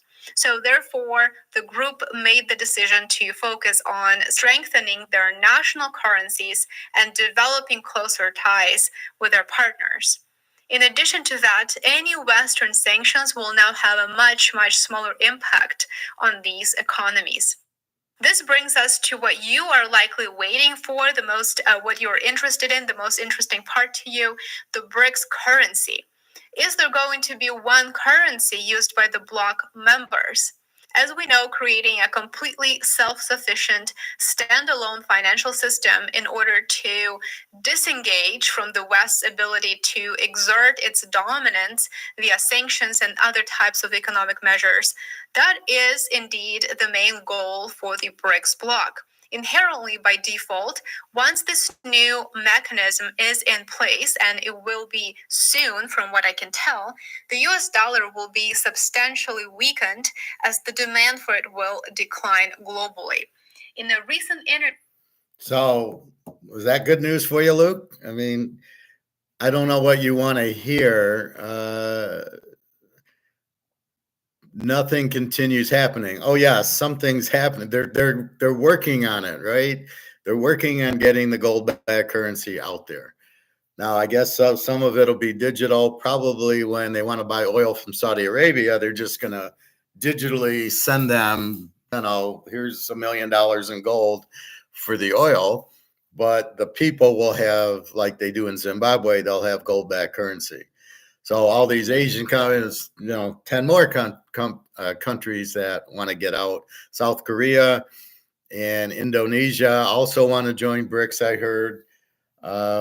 So you've got Hong Kong, Singapore, you've got these big countries that nobody wants the dollar. No demand means this is worthless. So the only people wanting this are the US and England, apparently, and a little bit with Western Europe, France, Germany, Italy,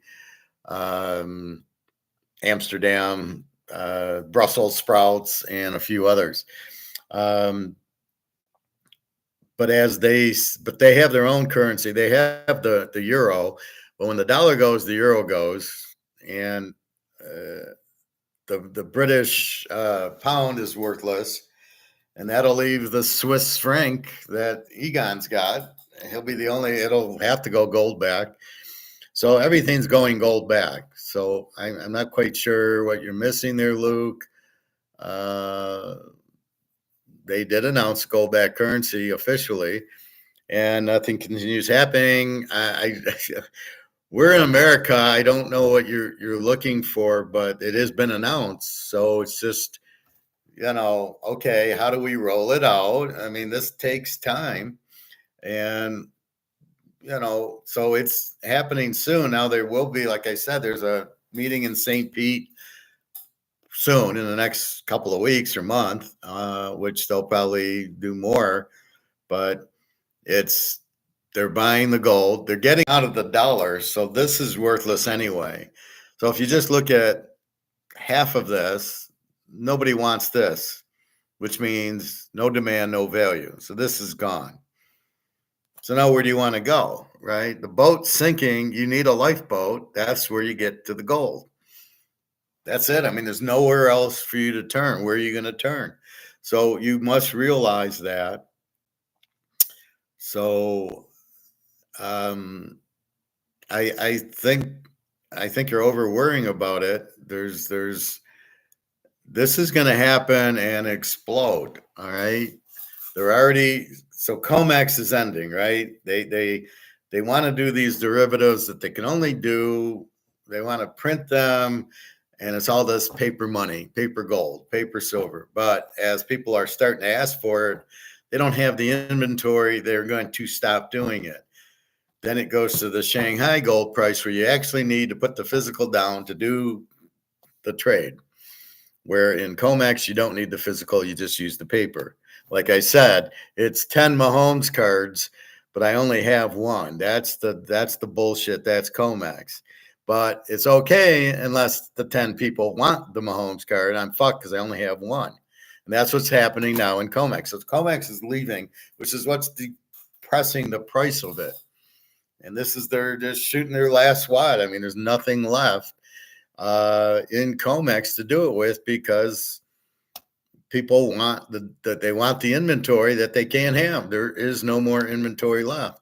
So yes, there's a meeting in October in Kazan, and it's about 30-40 countries wanting to join BRICS. So there's continually meetings, and that's fine.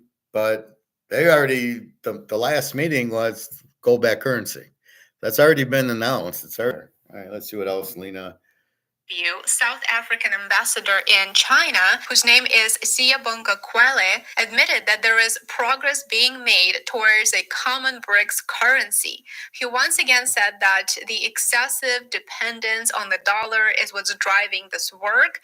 The BRICS currency initiative is discussed during the BRICS finance ministers meeting in May, with the details to be revealed later this year in October during the big. So does that make you feel better? They are meeting. They want to get off the dollar. It's just, but it's a big thing. You can't just switch today, and it's done tomorrow. But they are aware of it. They are working on it, and it will be happening very soon. So that's all you're like, you want it to happen in a day, but what you're asking for is not going to happen in a day. It just doesn't work like that. But you're seeing everybody wants out of the dollar. You're seeing a gold-backed currency by BRICS. They're just trying to implement it. You see Zimbabwe with a gold-backed currency. So that happened. And so you can see all these countries getting out of the dollar. Poor Argentina, they're going to go broke because they wanted to be in the dollar, and they have the highest inflation rate with Venezuela. So you see what's happening. So it is moving. You're not going to see it on CNBC or MSN or whatever, or the communist news network, CNN. So nothing continues happening. I don't know what you're basing that on. That's why I'm showing you these videos to say, look, this is 18 hours ago. Summit that will be held in Kazan in Russia. So this year there will be 9 member countries participating, and new members are expected to be announced there too. In a previous video, I shared the details of the BRICS blockchain technology infrastructure. You may recall the development of that technology is primarily driven by Russia and China, who already have similar infrastructures in place. If you haven't watched that video, you will find it linked in the description below. I do think that it is very important because that is going to become the basis of this new financial system. Go back. So it will eventually become the payment settlement platform for the entire bloc. Sources at the BRICS New Development Bank highlight that the bloc is looking at the prospects of creating a central bank for BRICS that would eventually have the responsibility and, of course, the authority to issue a common currency for member countries.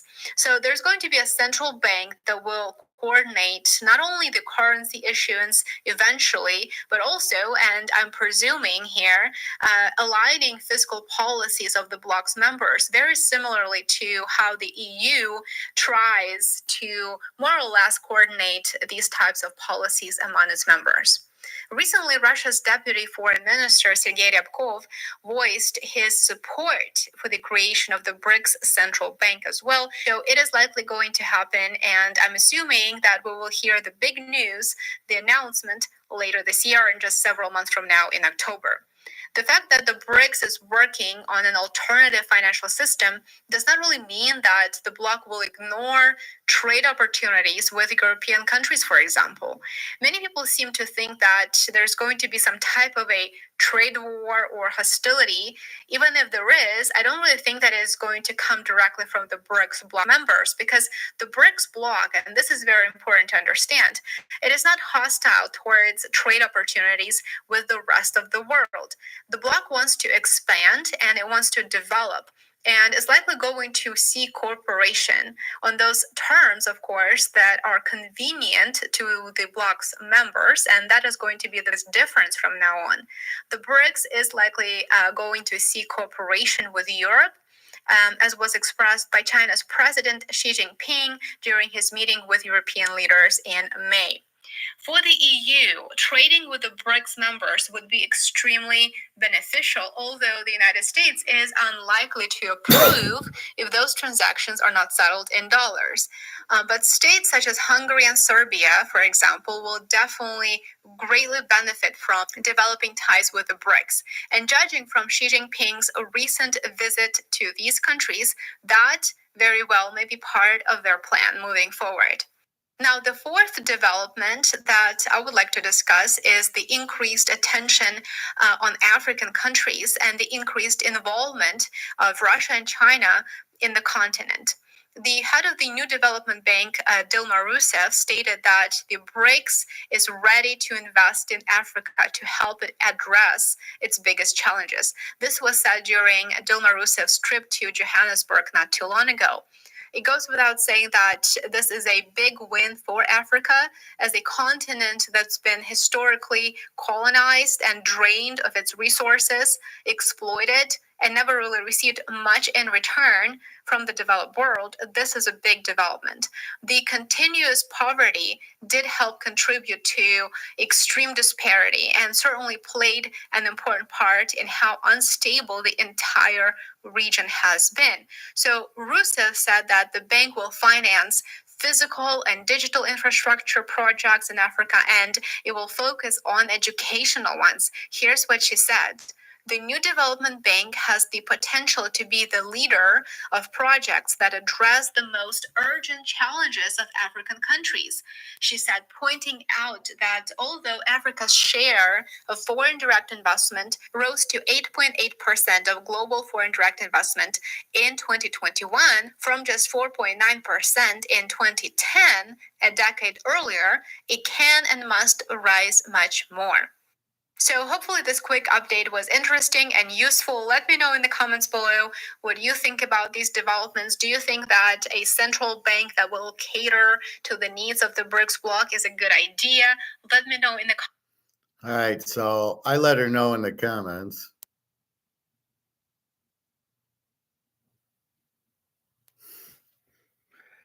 This is what I think. Central banks are always a terrible idea. You can't allow a monopoly on money printing. It always leads to a disaster. BRICS will be gold back. So those are my little comments. I don't know why they want a central bank. I think they want it to just control the money or the gold, but you can't allow a central bank like here to have the monopoly on printing money. Central banks are always a bad idea. I don't know why they need a central bank. Just use it, but it should be privatized, and there should be multiple banks that will print the money and let them compete. You always want the competition. You never want the monopoly. Anyway, so that should help you understand it's a gold-backed currency that they're working on right now. They want to get off the U.S. dollar. So, Luke, if they want to get off the U.S. dollar, do you want to hold the U.S. dollar? No. So where do you go? You go to gold or silver. So don't worry about the price. It's going up. And you just got to understand that they're just doing the end. They're running out of inventory, so they can't keep doing the derivatives and the algorithms. That's all going away. So it's at the last stage. So it's like you're in line at Cedar Point, an amusement park. It's slow. You're waiting to get on the roller coaster, whatever ride you're going on. Eventually, you get on the ride, and then you go to other rides. And that's where we're at now. We're in line, and it's going away. And the BRICS currency's happening, and it's going to be a gold-backed currency. That's been announced. So it's just in the stages of implementing it. They know nothing else will work because nobody's going to trust Russia and China. China's got 60,000 tons if you include the people's gold. Russia's about 30,000 tons if you include all of Putin's gold. I showed you Putin's houses, trains, and cars, and planes, and boats. How he's got all this money, obviously he's stealing it. But that's where you have. So anyway, that's what's coming down. All right, let's go to baseball and basketball picks that I've already covered in the beginning, but we'll recap it. Toronto, 5 unit. Boston, a 7 unit. Seattle, a 7 unit. Atlanta, a 10 unit. Baltimore, 5 unit. Philly is the lock of the day, 15 units. Cleveland, a 5 unit. Houston, a 5 unit. The Yankees, a 5 unit. The Cubs, under 8 is a 10 unit. Kansas City, over 8 is a 5 unit. And in basketball, Minnesota, plus 1.5 is a 5 unit.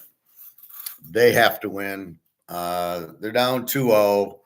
And they seem to be better on the road. They won the games in Denver, then lost the games at home.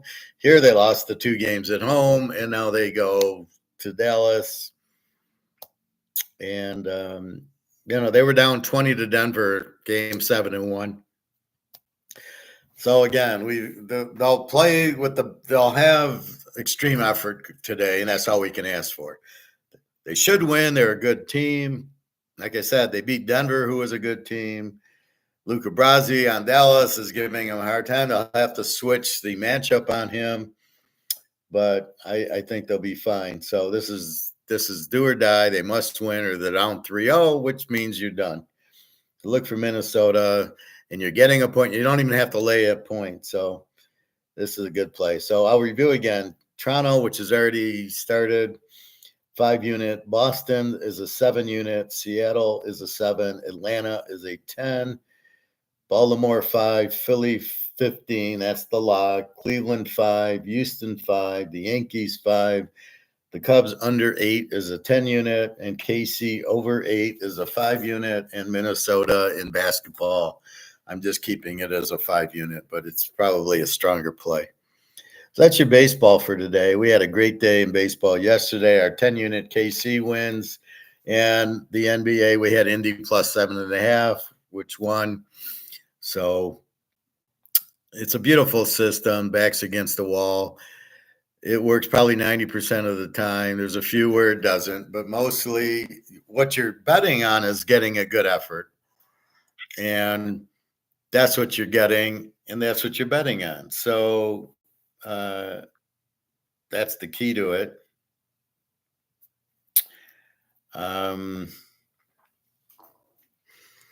You want the edge, and we do it in football all the time when a team needs to win. Not necessarily in the playoffs, because both teams need to win.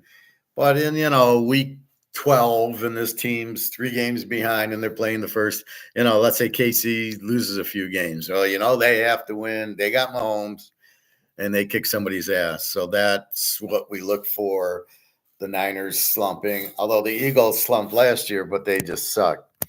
They had Matt Patricia as their defensive coordinator. So I looked at their coordinators this year. They got the guy from Kellen Moore. I don't know. He wasn't much at San Diego. Then Herbert got hurt. Seems to move around a lot. He was at Dallas for a little bit. And then he went to San Diego where they did nothing. Now he's at Philadelphia, and he doesn't really have a good quarterback. So this will be interesting what he does with Jalen Hurts. Defense, they got, Vince Tobin, I think, was with the Bears, was a head coach. He sucked. As a defensive coordinator, I don't know. He's got all this Georgia talent, so we will see. I'm not sure what to expect out of Philly right now. I would think defensively they'll be a little bit better. Offensively, I don't know. Kellen Moore's questionable, but he's used to a passing quarterback, which he doesn't have. He's got Jalen Hurts, who's not a very good passing quarterback. So this will be, let's give them 3 or 4 games to see what Philly's got. I don't know why more teams don't do what KC did. KC signed Spagnolia to a 5-year contract. The Lions should do that with their offensive coordinator, because if they got to rely on Goff, forget about it. He sucks. And everybody, oh, he's really good. No, the Rams let him go. I trust Sean McVay. The Rams let him go because he sucked. Right? If he was that good, they would have not traded for Stafford. So don't tell me how good Goff is. We've seen him that he's not very good.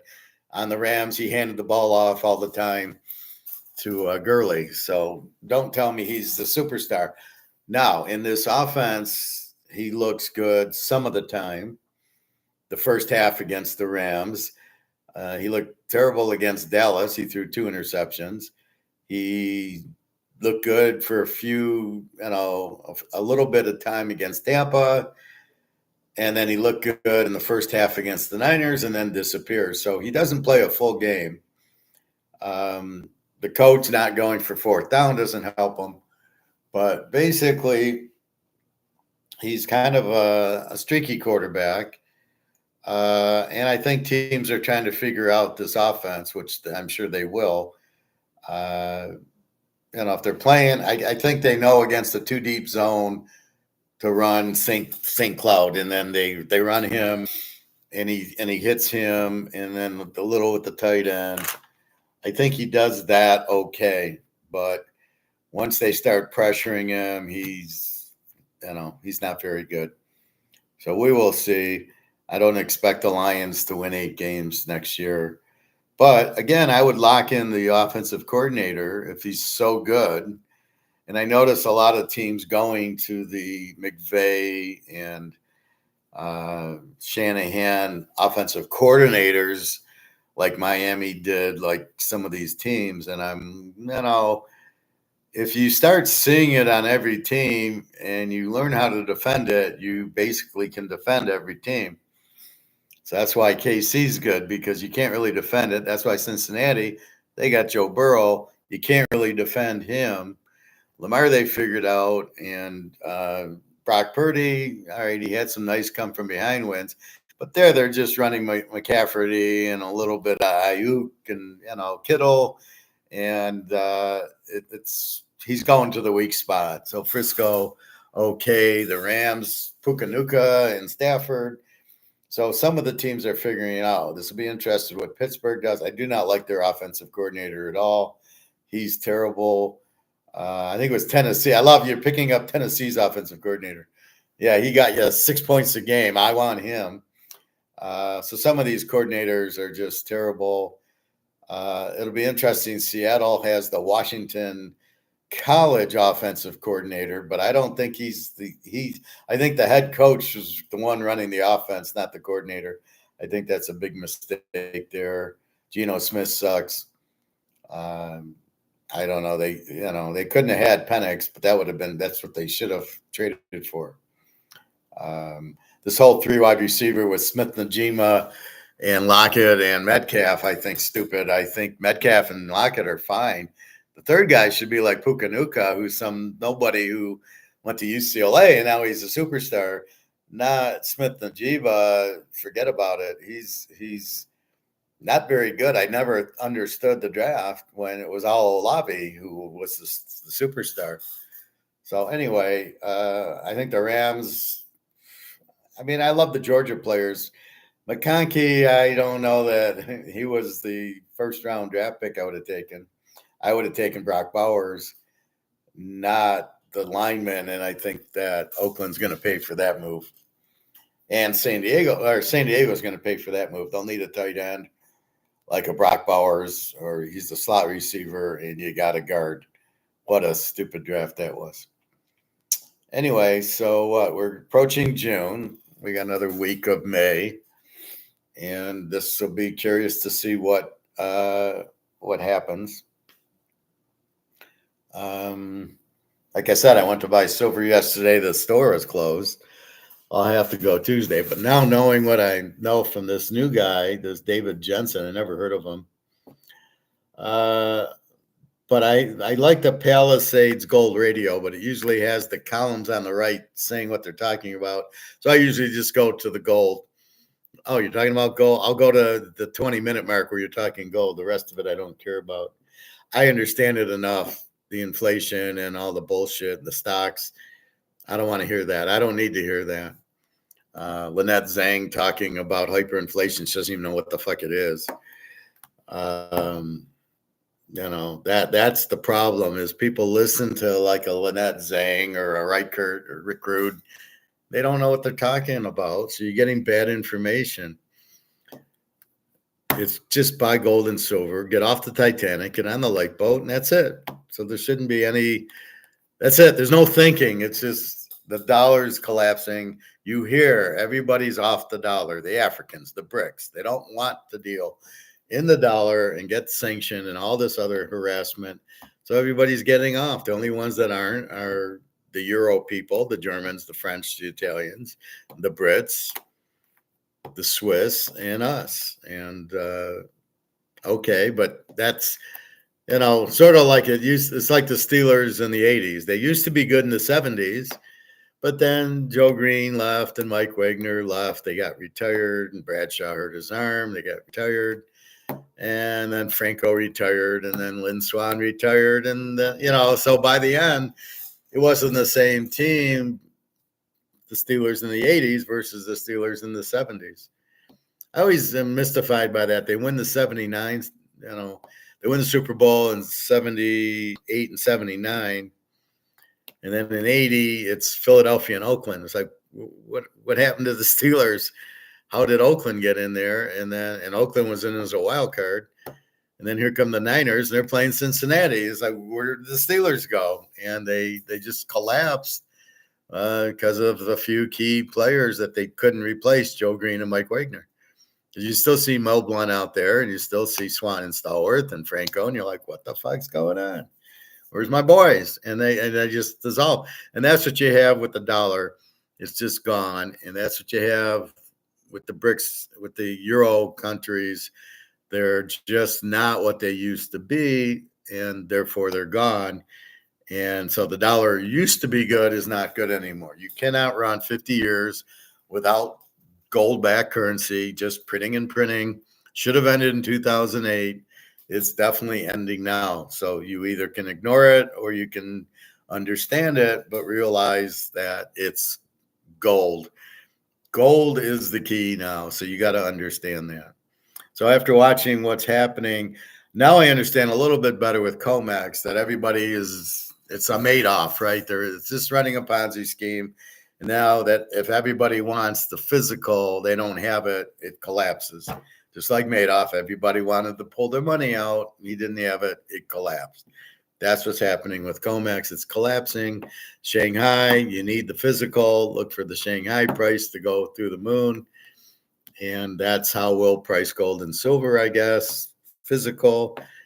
And think of it as the Super Bowl. The first tickets come out at $300, get all sold. And then as people want them, now they got to go secondary market and they're $4,000, $5,000 for tickets. And that's what you got now. So Luke, just relax. Nothing continues happening. Yes, plenty is continuing happening. Don't worry about it. You're stressing way too much. We see everything. It's very easily explained. We're telling you that the dollar nobody wants. So if what is your choices? You're going to hold on to the dollar that's worth nothing? That's your choice. You either are in this or you're in gold and silver. There is no third choice. So get out of this, which you've done. So what are you worried about? Don't worry about the price. It's happening. It's coming. You're seeing over $30 silver, which you haven't seen in years. You see $2,400 gold, which you've never seen. So it's happening.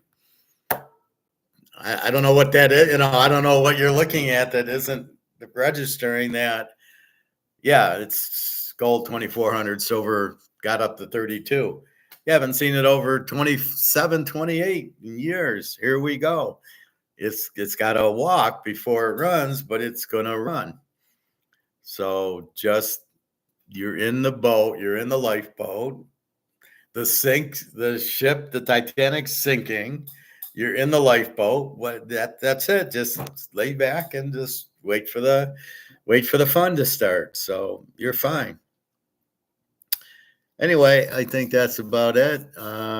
It's a Sunday, so I got to go to the pool soon. Good baseball. We got the basketball game on tonight. We got Minnesota and a must win. And the baseball, the big locks, Philadelphia 15.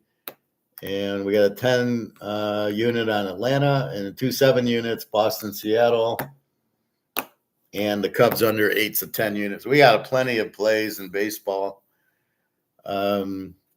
Still working on my economics class. I'm confused, like, to get the word out, and then people start signing up, and I'm kind of confused on that. I do try to advertise on Twitter, and then I'm doing it, and I advertise here, and then we'll talk about it. So anyway, it's coming, but hopefully we get this job. We should know more next week. The June 3rd, the guy's back. I will interview with him, but the VP and the CEO already like me. So when I have the interview with this third guy, I'll be very, knowing they already like me. Just shut the fuck up and don't talk about gold and all that or Daria, and I'll be fine. Get the job. Daria, I haven't heard from for 4 days now. Again, Wednesday, I get the I love you, and then, okay, I guess she's working. I guess when she's working, if anything bothers her, she's sensitive. She doesn't text. And I think I have to realize that that's the way, because I keep telling her, can you not go 4 days without texting me? And yet she does it. And you're like,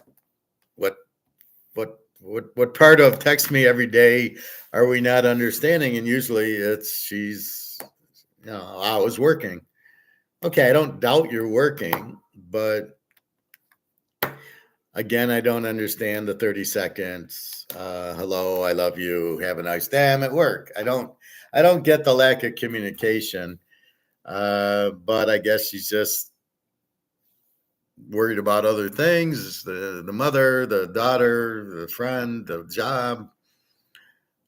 So it's funny. I told her about the brics. She says, I said, it's in Kazan. She says, did you go to Kazan? And she was all worried that I was in Kazan, and because for my safety.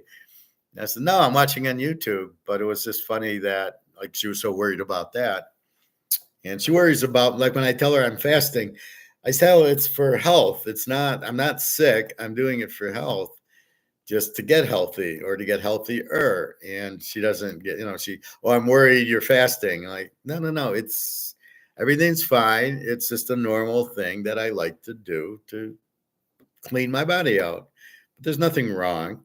Sometimes when I got the gout, I want to clean it out. But so she worries about that. So I just got to understand her more, which is staying stoic and, never really yelling at her going, what the fuck, can't you text me?